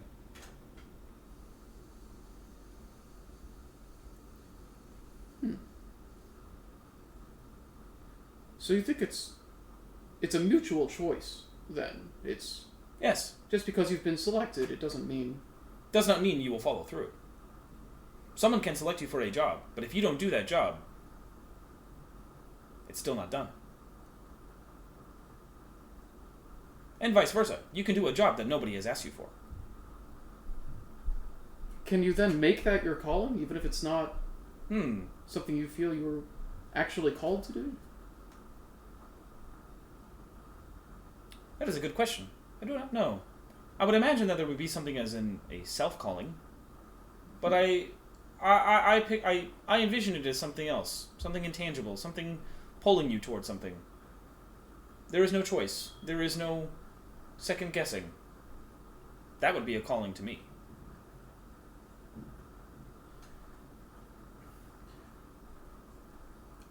I don't suppose you have any feelings one way or another towards the divine.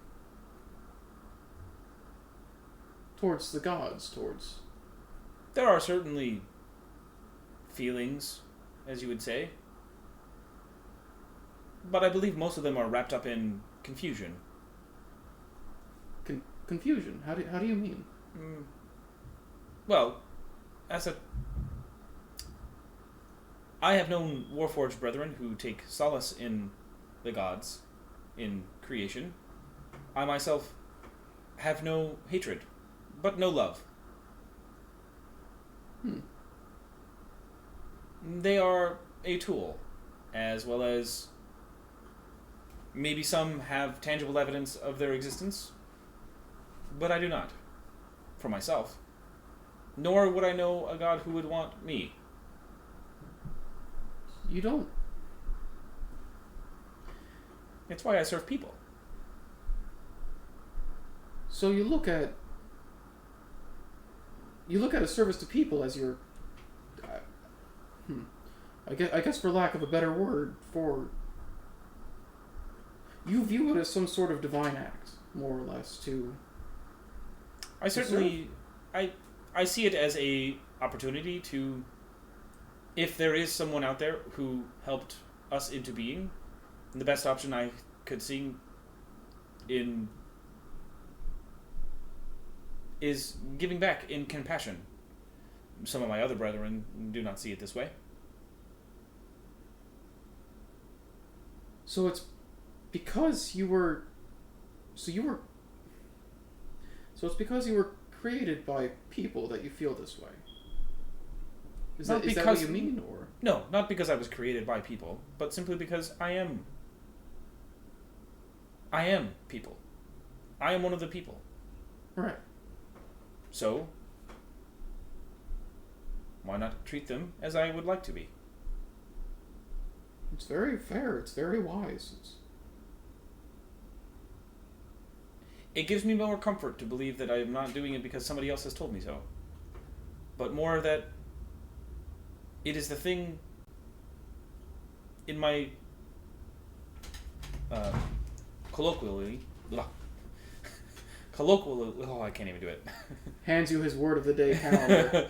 I need a pronunciation manual. It's great. It's got like little like okay, great. Colloquioli. It's gotta sound like aioli at the end. Yeah. It's my favorite sauce. Colloquially. It's like a seafood one. So he it's best dressing for your word salad. He says, but I suppose you would say in more rudimentary terms, in my bones. Right.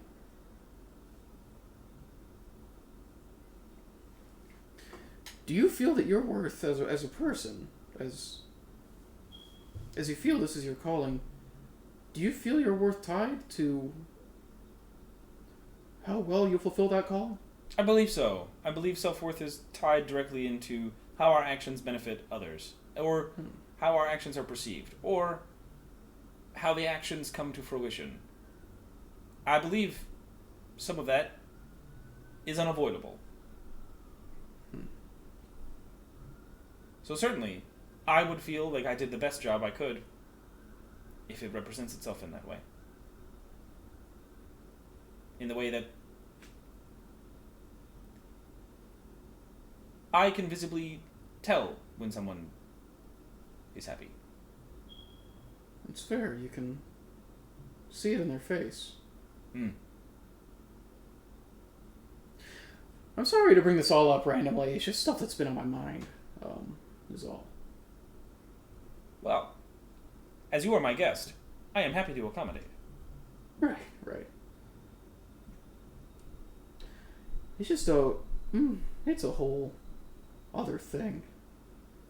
Seeing the way that people.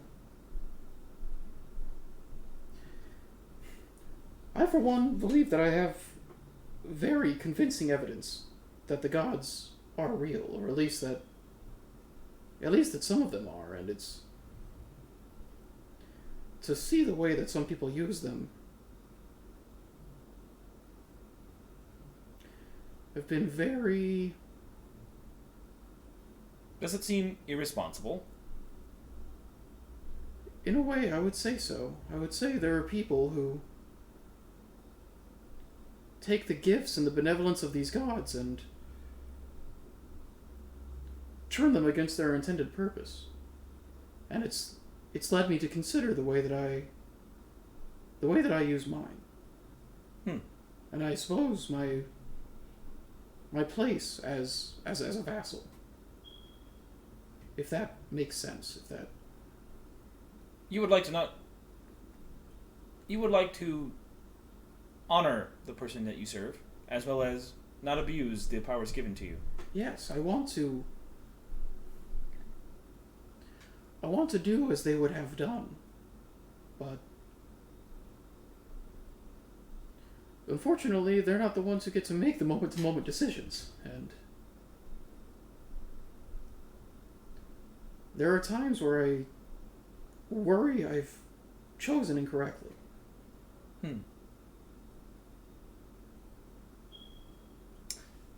He's been working up on the chandeliers and stuff. He gets down off his ladder, and he walks up to you and holds out his hand. And then there's this portion of his hand that has this indent, and you can see a bunch of frayed wires within it. It's do you see this? Yes. An imperfection. The inner wiring is compromised. As you can see, there is a 0.35 seconds delay on the hand. Yes. So he's on these two fingers, when I close my hand, there is a 0.35 second delay. It is an imperfection. But it is my imperfection. I could go get it healed. Or, rather, I guess as you would say, fixed. But it is mine. It is what reminds me that I am Ark. In our imperfections and in our faults, I believe that we also find who we are. So, by making mistakes, we continue to prove to the world that we are an individual. Do not be afraid to make mistakes, just learn from them.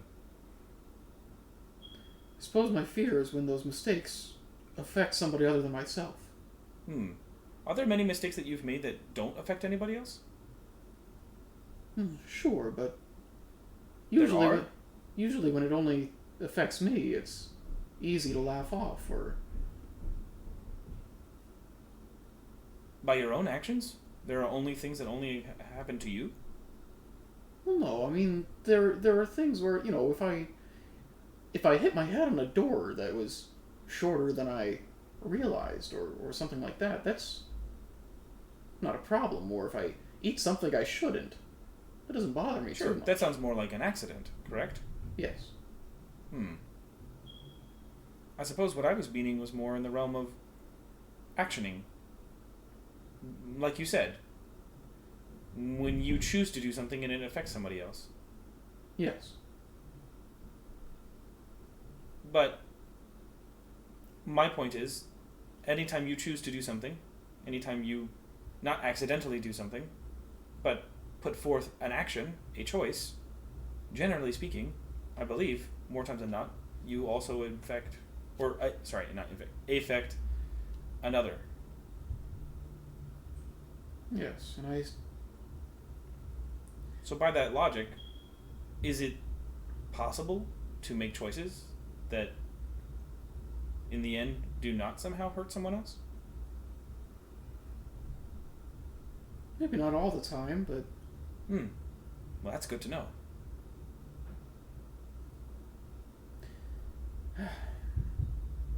Are you familiar with the Three Sisters? I've met a lot of sisters, but I have not met specifically 3. Mistra, R.Y., the Raven Queen. I know the Raven Queen for sure. Yes. Oh, yes, because she's from... Well, she certainly has plenty of churches or temples within the city. I believe there are 3. 3? Yes. Are there any nearby? The closest one would be... Sorry.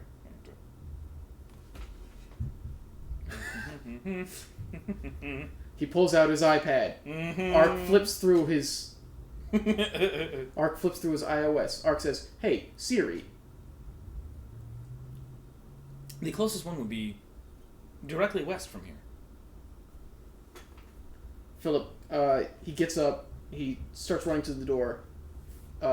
He stops, turns around. "Can you point?" He like steps forward and like steps outside the door with you and just goes... Gone. He's gone. He walks back inside. Okay. Give me a survival check to try to... It's basically just to see how long With it takes advantage you of a point? No. Put our No advantage. Our... You know, he it's like he just directed... Are you kidding me?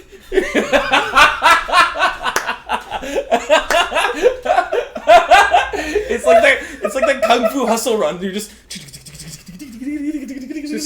through buildings. A child is just bought in iced cream. Suddenly, a giant gray and blue blur flies by. The iced cream falls out of the hand to the ground. But then, a gloved hand reaches out and catches the iced cream, hands it back to the child.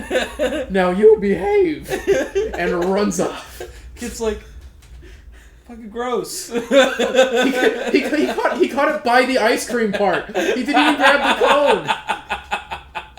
When's the last time this guy washed his hands? God, he was wearing gloves. He was wearing gloves. I hate it. God, come on. My iced cream. My iced cream. Come on. The gray and blue blur of Philip moves through the streets of Tarrow at a blinding speed, rushing by. No person is safe from the path. And yet nobody is harmed. And yet it was a natural 20. Is the point. It's a natural 20 on the survival check. So you're bolting, but yeah, there's like twists and turns that you're just like, and you just like kind of try to keep to the main road. Imagine it just looks like the extra stages in Sonic 2. Just like, oh no, yeah, that's pretty much it. And but there's also a moment or two where you've decided to ask somebody like, "Am I still headed in the right way for the church? Is this west? Is this still west?" And they kind of give you mixed results of like, yeah, and the like, but probably it really doesn't take that long. It's just more of like the distance to the church is the biggest thing, so it does still take you about an hour and a half to get there. But it is a boy, is it a trip. Is it like an hour run? Yeah. Take a point of exhaustion? Yeah. Well, no. I'll just say you just give me a Constitution saving throw. Jesus. When you roll so good, you gotta make Constitution. Well, you asked for it. Oh, wow. She's on the dice tray. Oh, wow. What a bitch. Wow. Oh, yeah, that... Okay, yeah, that's not fair, because she's... Fucking hell. I think Constitution's good for me. Yeah, it's a 17. Yeah, 17. You're able to make it in an hour instead. All right. She thought I was about to take. She thought I was about to touch her. Can you? Hey, What are you doing? stop! She's blowing the camera. Come here. Can you just lay down somewhere? Yeah. Why are you? Why? Like, just lay back down. There's nothing exciting on here. Jesus. Just come here. Hey, come here. Well, she's gone again. Come here. All right, so I make it there in an hour. Why are you walking in a This is circle? like a fucking merry-go-round. What are you doing? All right. So you're able to cut it down to an hour by running. You run through Market Street, which is this sort of like 2-mile stretch of the south side that is just all like a bazaar. It is a bunch of buskers. There's a bunch of like merchants, a lot of fishermen and that kind of things. A lot of people coming in from the docks to like sell their goods. Okay. And as you pass through that, you make it to the Church of the Raven Queen. And before you, the outside, the church looks just very elegant. Built with an obsidian-based stone composite, the structure has a sleek texture not often found conventionally. A large statue of a draped woman wearing a raven skull mask stands outside. Upon entry, the church retains the dark coloring of the obsidian from before, with the added accents of maroon carpets and tapestries depicting the singularity, the event encompassing the Three Sisters' ascension. It's such a dark space. Shadows seem to creep into every crevice. There are a fair amount of people in the church today, probably around 15 to 16. No general mass or anything, just sort of people coming to pray. So they're all ghosts? Yeah. Okay. They're intangible. They're not ghosts. They're just right, intangible. sorry. They're like astrally projecting into the church. Right. Okay. General mass. General mass? It could almost be general in my ass. General mass. Alright, yeah. So, now that I'm in this JRPG villain's lair, I mean, there's gotta be like some kind of clergy or acolyte Correct. priest around That was here, what I yeah? was going to say. It was Yeah. like, again, there's no actual service going on at the moment, but there are. They've got their security priest out there with a nightstick to make sure nobody steals anything. Yeah, he's Got also it. the bouncer. He's like, hey, make sure you don't. He's like a real ripped guy. Like, the show's already started. You can't leave. He's torn the sleeves off of his robe. Yeah. He's bald head, piercings, sunglasses. Yeah. Every stereotypical bouncer ever. And some nice rosary beads. I'm gonna go up to him. Rosaries. They're not rosaries. They're not rosaries. You get closer. The rosary beads are all tiny human skulls. Yeah. I'm gonna approach that man or woman. One of the clergy. One of the clergy. Okay. Yes. She is sort of tending. Fuck. What's wrong? All right. She's tending to a person real quick. Like, at the moment, she's just sort of like talking to them as you approach. It doesn't seem too intimate, or like doesn't seem like it's too. Like I'm interrupting something. Yeah, I shouldn't be not interrupting. Okay. clearly not interrupting. It's just very casual conversation. Okay. And she's, well, good day. Is this place Australia? No, she just said good day. It's very Australian. All right. Yeah, I'm gonna. And she's okay with me. Does not seem rude that I'm here. No, Okay. not in the least. See, like, hello. How are you doing today? I'm doing well, thank you. Excellent. I'm actually on a sort of pilgrimage. Yes, I'm an acolyte of ROI. I kind of hold the shield up. Indeed, you are. Yeah, Welcome. Please. And she like sort of indicates to the pew next to her. How long have you been on your pilgrimage? Oh, well, just a matter of months, really. I've been studying ROI all my life, but I've really known very little about the other sisters. And so I've been trying to make it a point to learn as much as possible. Just sort of better understand the way that these sisters interact. Just being sort of related but separate, Mm-hmm.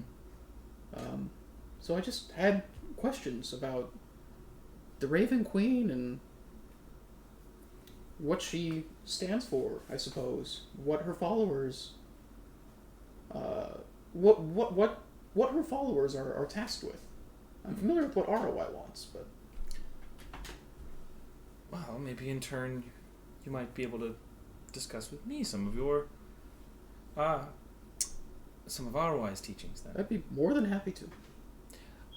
in the Raven Queen, we find someone who understands the sanctity of death. So often we talk about life, and it is valuable, and that is certainly part of her teaching. But we are the stewards of the dead. We don't come here to pray to keep living. We pray to help those who have passed. It's not a worship of death. It's more of a sort of acceptance and a trying to see the good in it, I suppose, or No, I don't believe any of us would say it's to find the good in it. It's not good, right? You don't like losing your loved one. You don't enjoy the fact that we do die. I believe it's just acceptance is a good starting point, but I think it's more understanding the difference between destiny and coincidence. How do you mean? Well, let's take a let's think of a small creature, and that small creature is hunted by a larger one, and that one by a larger one. Now,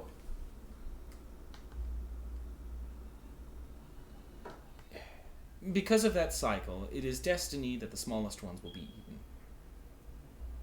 It's preordained that that is the evolutionary chain. Correct? Would you say that that is how an evolutionary cycle works? Is there's a food chain, there are things that happen in a particular order to make things exist. Yeah, stands to reason. Then coincidence would be that small animal getting away. The small animal living longer than the bigger one. That's coincidence.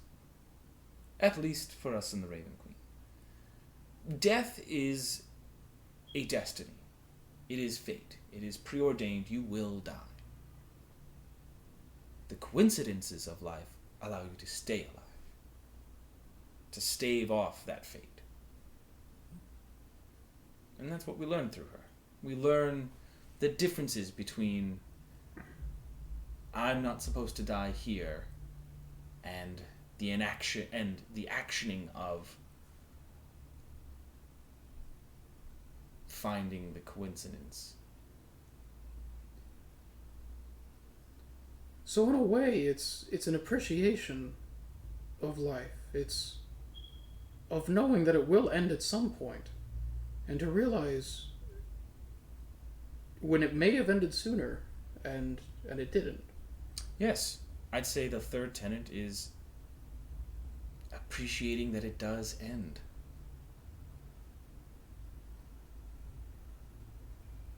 That we don't suffer through an endless life. Gods do that. Gods suffer through an endless life. And that's what she did. It is a sacrifice. That is what the three sisters did.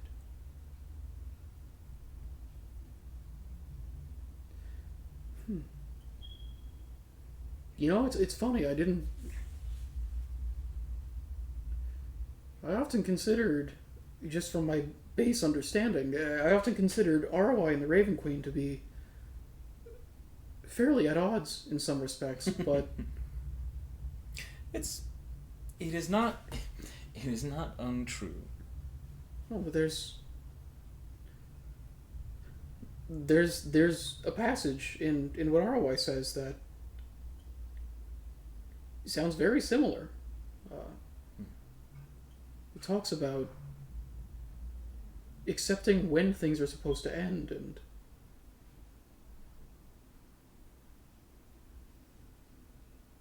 also knowing when they're not supposed to. Well, I believe that some of the tenets of the Raven Queen will certainly reflect some of those of ROI. It would be one thing to say, death happens, be okay with it, and move on. But in the Raven Queen, she does talk about how to appreciate the life. And I don't think that comes from herself alone. I think that was the conjoined efforts of both of them. Well, that's why they would make the sacrifice, right? The entire thing was to help preserve life. And I suppose electing to be the steward of the Shadowfell,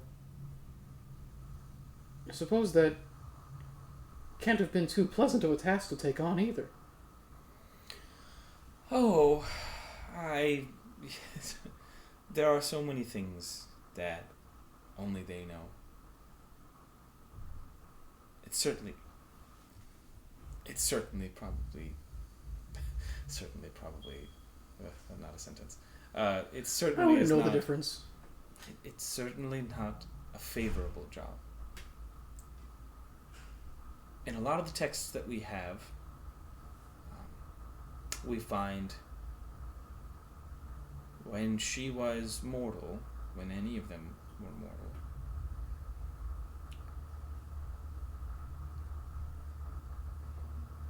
there was a lot of discipline and duty and hoping to enact change, and a lot of railing against the gods of the time. And what called to me for my service to the Raven Queen was the thought that someone could have the most trying task and do it so well you never knew about it, or was more selfless, right? It's something that they allowed to, I guess it's partially why they are where they are, and why you and I are here.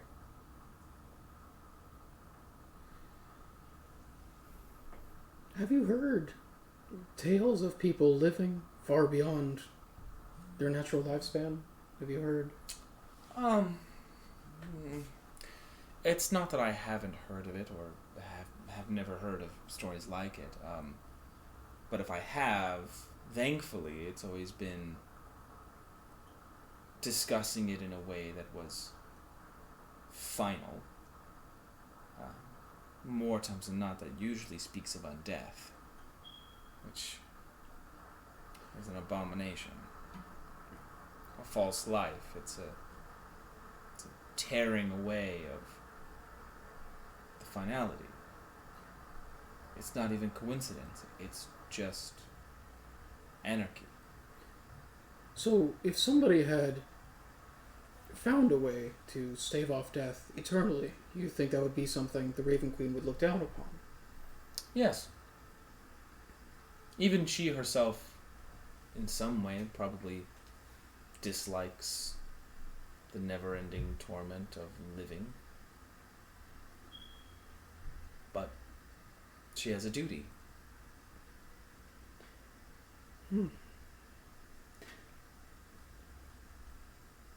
Now, I'm sure you know people who are in service, adventurers like me, I would say, who do go out in the name of the Raven Queen. I'm sure you... We do have a few paladins from Tarrow. As well as in general, there are some clerics who have passed through. Have you ever struggled with anybody breaking their oath, or with taking the teachings of the Raven Queen and... Oh, not in our chapter, no. But I'm certain there are those who have had problematic acolytes. Generally speaking, the way I've heard it is more a falling out rather than a violent discourse or... So you wouldn't say there was ever an example of, say, somebody abusing a boon No. or something they had received? Well, that would be an entirely different discussion. I mean, I don't really know nearly anything about those. About boons? I'm much in the same boat. Mainly only very minor tales of the gods granting exceptional powers to certain individuals that show might and a servitude. And the only other thing I know of boons is once a god has placed it on you, the nature of that is they can't be removed. So that's how it differs from, say, the divine power that Arwai gives me. It's a boon is no longer... Or the clerics here, yes, it's something that is bound to servitude, but a boon shows considered a medal. It is something that they no longer have the ability to remove just because they can. It's a lot of trust to put in somebody. Yes, and that is why I believe I certainly have never seen an example of it. Does that mean that in these tales, a boon, would that be something that would have to be given up willingly? I mean, it's sort of folklore. I would imagine it would... But for the sake of conjecture, sure. I would imagine it would be something that you would either have to give up willingly, or maybe there is a way, but the gods don't have access to it, which would be a very frightening thought. Right. Such interesting folklore. People love to think of things. Well, I appreciate your time. It's been very enlightening. Might I ask you a few questions of ROI? Yes, absolutely. So she kind of she ends up discussing with you a little bit more about the tenets and sort of like she knows she knows a good, like, a vague overview of like this is what they do. She runs the Feywild. She's very much about like the propagation of life. Exactly. And so she is curious because she's like, we are. She kind of leads you over to the tapestry of the singularity. She's like, we just recovered this from an old tomb. This is something that we've been trying to, like, she kind of like points to some of the writing on it. It's in Celestial, but it is something where it's like it is a lot to decipher. It's more like a poem, so it's not really something. It's like in a meter, and it's one of those things where it's like it's all allegory, metaphor. So it's not really. They're like we're trying to decipher its meaning, or if it has any meaning, or it's like this is one of our more significant finds. that our church has ever made, and it's certainly something that we take great pride in. You know, it's here we do see passages of ROI, and so we would love to be able to decipher this quickly. And do you, and were we to do this, where is your chapter located? Perhaps we could start sending to you or to your home, so the information may be disseminated amongst your clergy. Oh well, my chapter is it's in Ulankar. It's in Rakia. They have some outposts around the. Oh yes. But the main Frater Fuller. Wonderful. Main Frater Fuller chapter is in Ulankar. Yeah, she kind of like takes note. It may be years before we even figure this out, but when we do, I mean, we will certainly again send the word, and it's something that we very look forward to. There's not many, and at this, like, you hear like the doors like slam open, and there are these three rough-looking dudes. Like, one of them, like bald human, and there's another like dwarf who's got like a mohawk, and then there's this there's a Goliath female, and she's kind of walking through, and the main guy, the main human, steps forward. He's like, "Everybody, listen up." I'm not sure what the accent is yet. Drunk is what it sounds like so far. You know the drill. Yeah, he's gonna go Australian. All right. Fuck it. Good day. We're in Australia. Let's fucking do it. We're going to it. He says, "You know the drill. It is time for Texas, people." Everybody kind of like hushedly says it. "You know that's the district's law. You gotta pay up. You gotta pay up for Mr. Mexi. Mr. Mexi takes his taxes every first of the month." Actually, this is not the first of the month. Actually, now that I think about it, shit.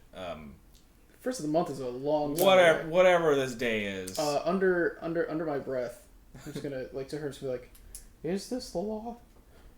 She said, oh fuck, what is it? I can't remember. Damn it. It's punk law.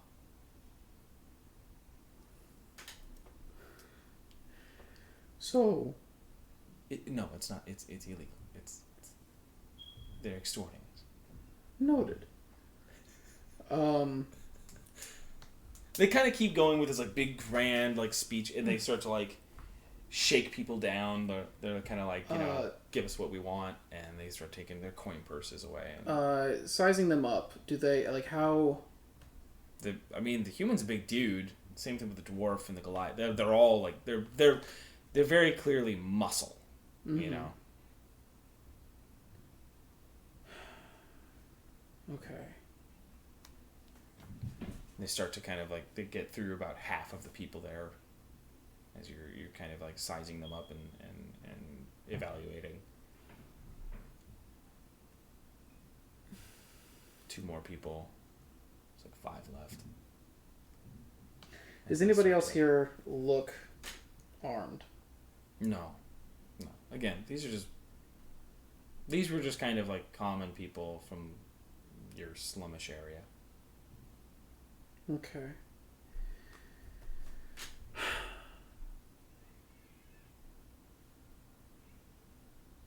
Oh, that was the cat from the recording.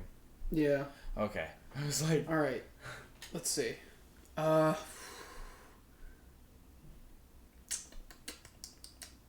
of them.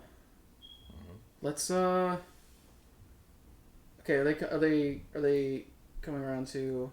They're making you kind of like stepped up towards the back of the church, so it's like they're making their way to you for sure. Okay. All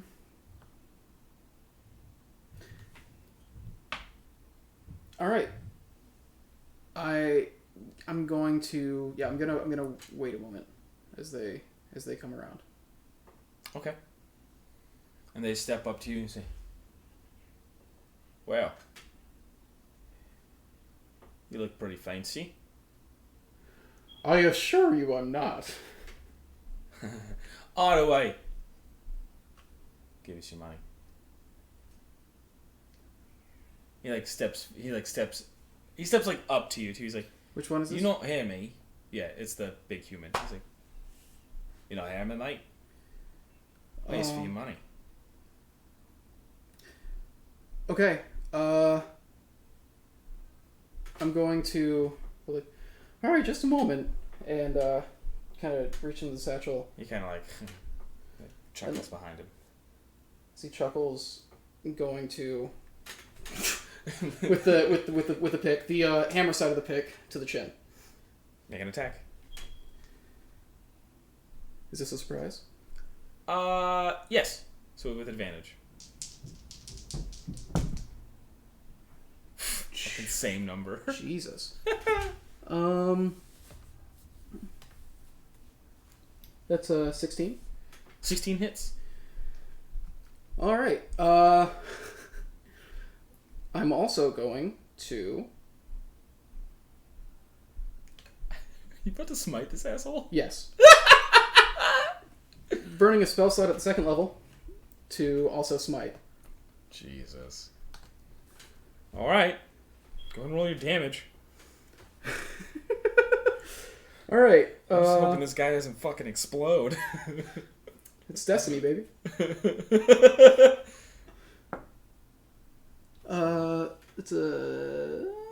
That's 11 on the base damage. And then is Then it for 2d8 for the or 3d8, right? 3d8 because I did second level. 2, 6, 14. 14. That was. You rolled a 6 for the first damage. Rolled a 6. So it was 11 plus the 14. So 25. 25 total, 14 of that radiant. In one smooth stroke, you just let me grab, and the smite reverberates through the obsidian vaulted ceilings, and it just kind of like, and you just hear it crack him, and he falls to the ground and does not move. The other two then look to you. And they like bum rush you. So the Goliath takes out. She reaches behind her. She's had this like claymore, like two-handed sword, and so she comes in to sweep at you with that. And the dwarf is coming in with he's got this he's got a mace, and so he's trying to come up behind you or underneath you. So they are both going to attack you. The dwarf hits your shield. But because of that, the Goliath woman's able to like get you with the claymore. How much did he miss by? He missed by a lot. Sorry. So his total was 15. The dwarf's total was 15. And that's why he missed. Because your AC is 20. It's 18. 18? Yeah. Okay. So, but the Goliath, she hit you with the 21. Okay. So he takes 7 points of slashing damage. All right. 7 points of slashing damage. Yeah, as like I said, like he hits you with the mace and you're able to pull it up, but it's one of those things where you couldn't get the war pick up to like deflect the thing, and she just right. Kinda, it's more like it doesn't like cut you. Yeah, it's just the fact that it's just a heavy sword like onto your bones. Okay. All right, so they're both around me. Mm-hmm. Have people kind of cleared away from me? Yeah. After the hit, people sort of like got up and like backed away or have left the room completely. Okay. I'm going to just like checking to make sure, like, what do I prepare? No, I got you.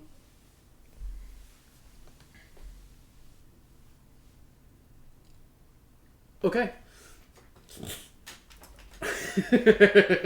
All right. bonus action crystalline strike. Mm-hmm. And let's see. So it's got the dwarf. The Goliath is one that hit me. Yes. Yes. The dwarf, the mace. Yeah. I'm going for the dwarf first. Okay. First attack. Coming in on him, swinging at face level. Again, hammer side of the pick. That's a 25 to hit. Yeah, that hits. Okay. So roll for damage, and then with that, the crystalline strike goes off. Next time you hit a creature with a weapon attack before the spell ends, the target and each creature within 5 feet of it must succeed on a dexterity saving throw or take an additional 2d6 cold damage.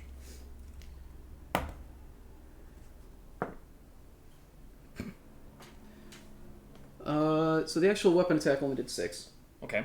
And then the crystalline strike, that's 10 cold damage. So altogether 16. Because it was 16 on him if he failed his dex save. It's 6 on the weapon attack on the dwarf. What is your saving throw? What is the saving DC? My save DC I believe is 15. Easy way to find out. Yep, 15. He fails. Okay. And you said 15? Yeah, 15. The Goliath fails as well. Cool. So they both take an additional. They She both has take no 10. dexterity. So They both take 10. I was banking on that. yeah. They both take 10 cold damage. Perfect. Right. And then do I still get second attack? Are we doing that as well? Yeah. It's a full turn. The reason I didn't do it for the surprise attack was because it was a surprise attack and you knocked him down in one blow. So it was Excellent. So you still have one more. They're both still up, but on the hit and the burst of the ice crystals kind of like flaring up on the Goliath as well as like bursting into the guy's, like his hair is all frosted. He's got frosted tips. And he does seem like a little worried though. Like it's catching him off guard. He wasn't expecting you to also be able to do magic.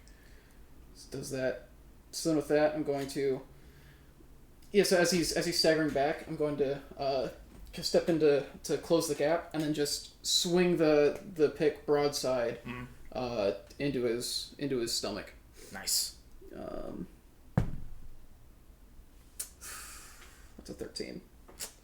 That it unfortunately does miss by just a little bit. Like he's able to kind of like just barely. His setback was just enough to get out of there. Cool. That's that. Alrighty. So it's theirs again. He's looking a little wary of like trying to get too close to you again, but he's not like out. He's not out of melee range. You know, like he didn't step all the way back. So there, but he waits for the Goliath to attack you first before he tries to make his move in. So the Goliath, you're able to, as she comes down with the claymore, you're able to just knock it with your war pick, and as the dwarf tries to like step in to hit you with a mace, you just go, like you just like bop him with the shield, and it actually like pushes him off balance a little bit. What was his roll? 1. Disarm. Oh, Shield Master Disarm. That's so instead of that, I just catch his weapon and just. Yeah, it's gone. He's he's booking it. Attack. Like it's not his turn, but like it's your turn now. So it's like it's a thing like you can tell he's about to book it. and the Goliath with the claymore kind of like sees that go as like she's reeling with her sword, and she's also kind of like looking a little.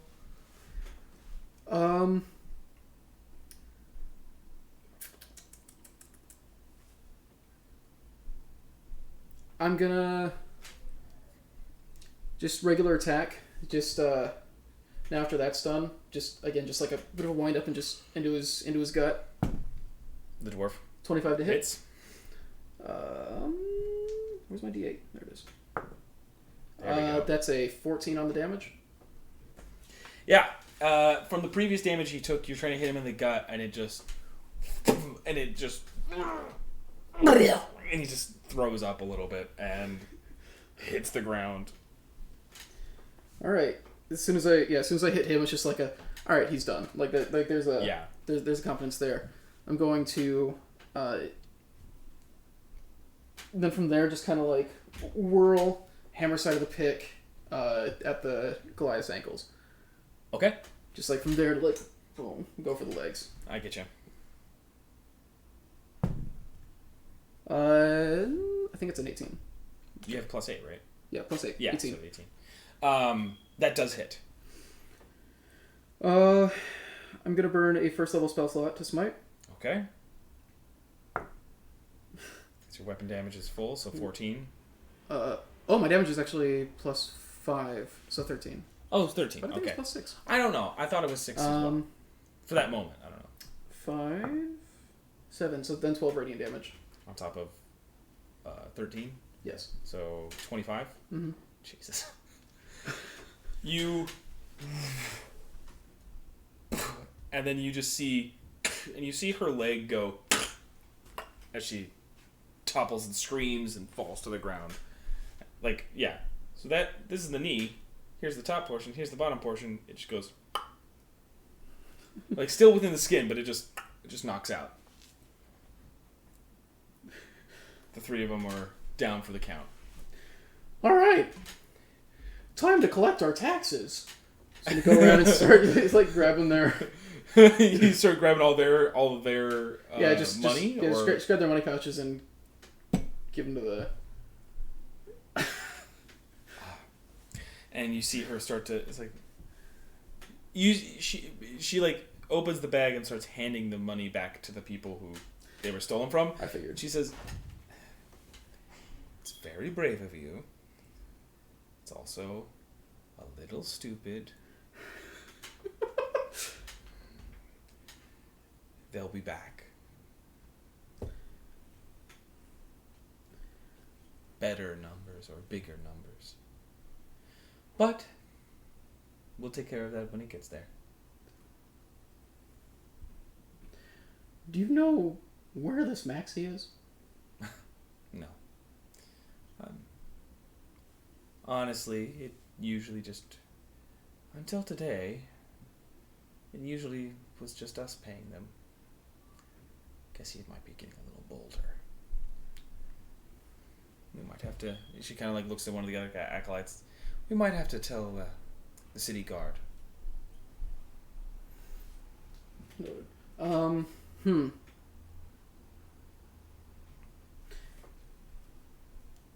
If do they have like any kind of notable like uniform or garb? No, it's not like a uniform thing. They're just... These people recognize, like, they're recognizable because they live in that area, right? Like, they don't leave that district kind of a thing. That's their turf, that kind of a thing. Okay. Yeah. I guess I was gonna tell her, just say, well, I'm going to be in the area for a while, so if they get bold, I'll take care of it. Just, if you need help, I'm at the Crooked Raven. Well, I suppose we'll have to remember that then. And again, thank you for your time. It was quite a pleasure. Don't be a stranger. And... What was your name, by the way? Stranger? My name is Celise. Celise. Excellent. All right. Blessings of ROI. Blessings of the Raven Queen. Yeah. Is that how it works? Yeah. All right. It's not like a saying. She's not like just, a saying. Yeah, it's not like this is how we say it, and it's like that's how you say it. No, it really is just like it's more informal than that. Excellent. Oh, Yes. Yeah, just sort of I'm sorry about not asking more. I just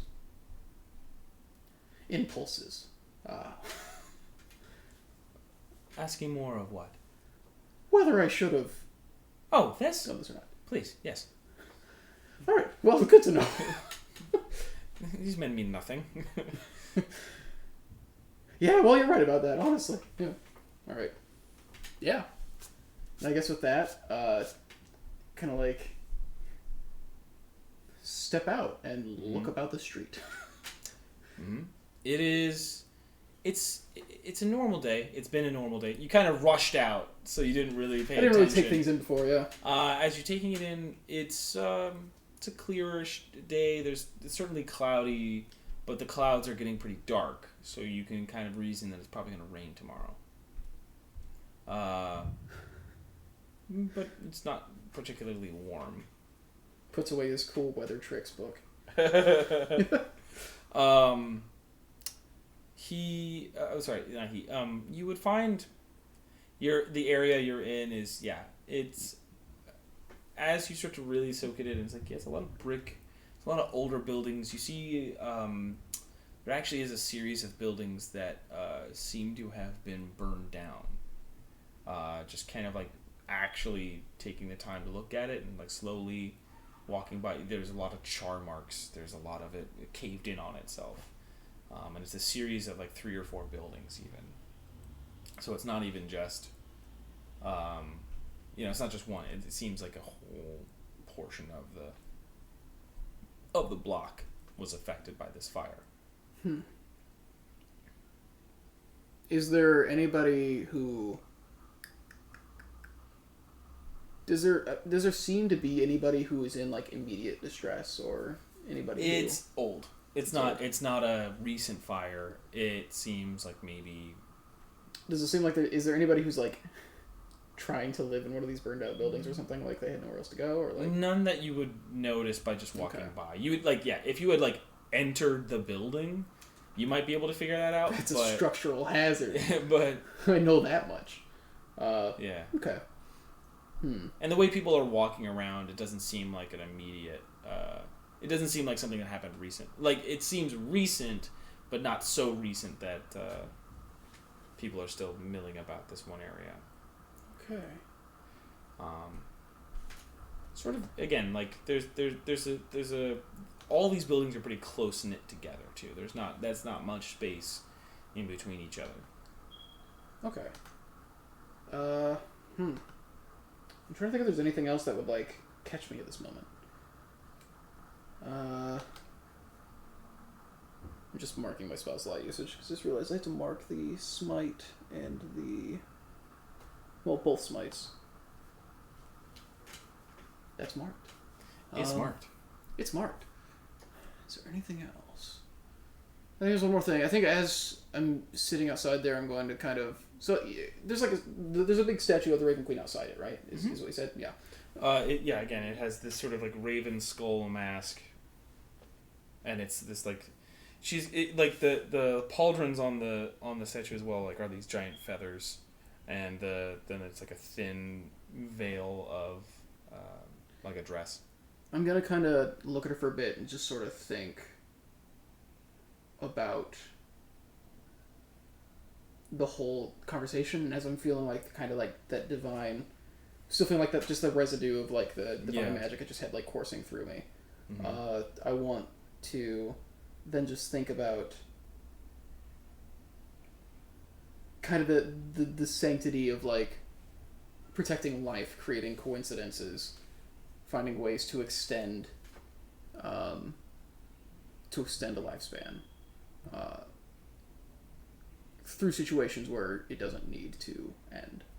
Mm-hmm. I'm going to try to just like kind of like take that energy and try to mold it and focus it on the crest in the center of my shield and try to push it out as and just try to like push it out in like a firmer, thicker. Go ahead and give me a vibe check. Okay.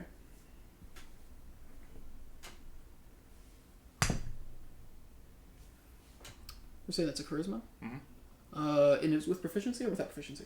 You have proficiency. Okay. That is a 19. 19. You're able to actually project it outward. Pretty much just kind of around you at the like it's from the shield, a formation of this like sustained magical energy. It doesn't go wider than your body, or like than it doesn't go much wider than the shield right now. Mm-hmm. But you can start to feel it being much easier to contain/maintain. It's something where this is progress. Like there is a visible. What color do you think this would take on? Like what is the I picture it as a kind of a sort of translucent blue. That's the way I generally envision it. Yeah. It's that then. It is, yeah, it has this sort of semi-transparent look through it. Maybe like a bluish green. More of that. So not like some sort of like seafoam or, Yeah, a seafoam kind of sort of like a mix of these. Yeah. Two. Maybe even like a little bit of a swirl to it. Yeah. Yeah, just kind of like interlocking like blue and green threads. Mm-hmm. That sort of thing. Yeah. Yeah. I'm in. Blue base with like kind of green veins. Sure. That's how I see it. I see it. Yeah. Yeah. I think that's how I picture it. So it's kind of like hold it there for a bit. It's like you find yourself being able to hold it for about 30 seconds. Okay. Before it just kind of like an exhausting sort of thing. It's like one of those muscles. Yeah. It's like that's progress.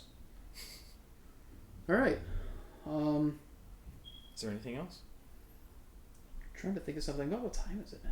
Let's see. At this moment, it's about all of that. Probably, I'd call that half an hour.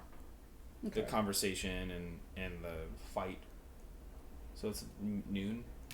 Around noon.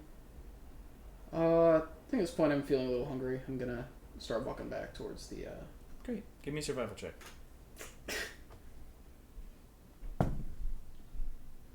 11. Okay. It takes you 2 hours. It takes you 2.5 hours to get back. You get turned around in Walmart in Walmart? No, in Market Street. You know what direction you're kind of supposed to head, but there's a point where you're like, I think I'm supposed to walk down a lot, and you walk a lot farther than you're supposed to, and then you get caught in a conversation with somebody about like how great their threads look and how great the material is, and you kind of just get into a nicety battle of like, yeah, that is really cool, and then they say, yes, it is very nice, isn't it? Yes, it's wonderful. I wish I could make fabric. I wish you could own this fabric. Yeah, if only. I mean, it is very possible. Huh. No. I couldn't possibly make something like this. And so you get caught up in this battle, and eventually the person just gives up on you and like walks away. And you're like, It's just not one of my skills. Not great with a needle. And you make it back up towards the street, and again, by around 2:30, you're able to make it back to the bar. All right, I'm there, and I am famished. Yeah, you are hungry. This is not fun.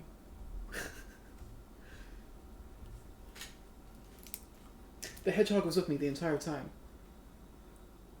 Oh, fuck, he was. I forgot that the hedgehog was there for all of that. Yeah. He's just eating his breakfast. Yeah, man. Just chilling out in the pouch. Yeah. That, or I guess I could have left him on the bed. Yeah. But... No. Yeah. That's not Philip. No. He literally brought him to a new... He bought him in the first place. Like, that's a very Philip thing. It's a hedgehog. Yeah. Yo! I'm gonna play that hedgehog. I'm gonna touch that hedgehog. Yeah. Alright. Yeah, so I think that's it. I think I get back to the place and just kind of like pull up to the bar to get some food. Unless everybody else is there. I don't know. The only person who's there is Click Whistle. Oh, excellent.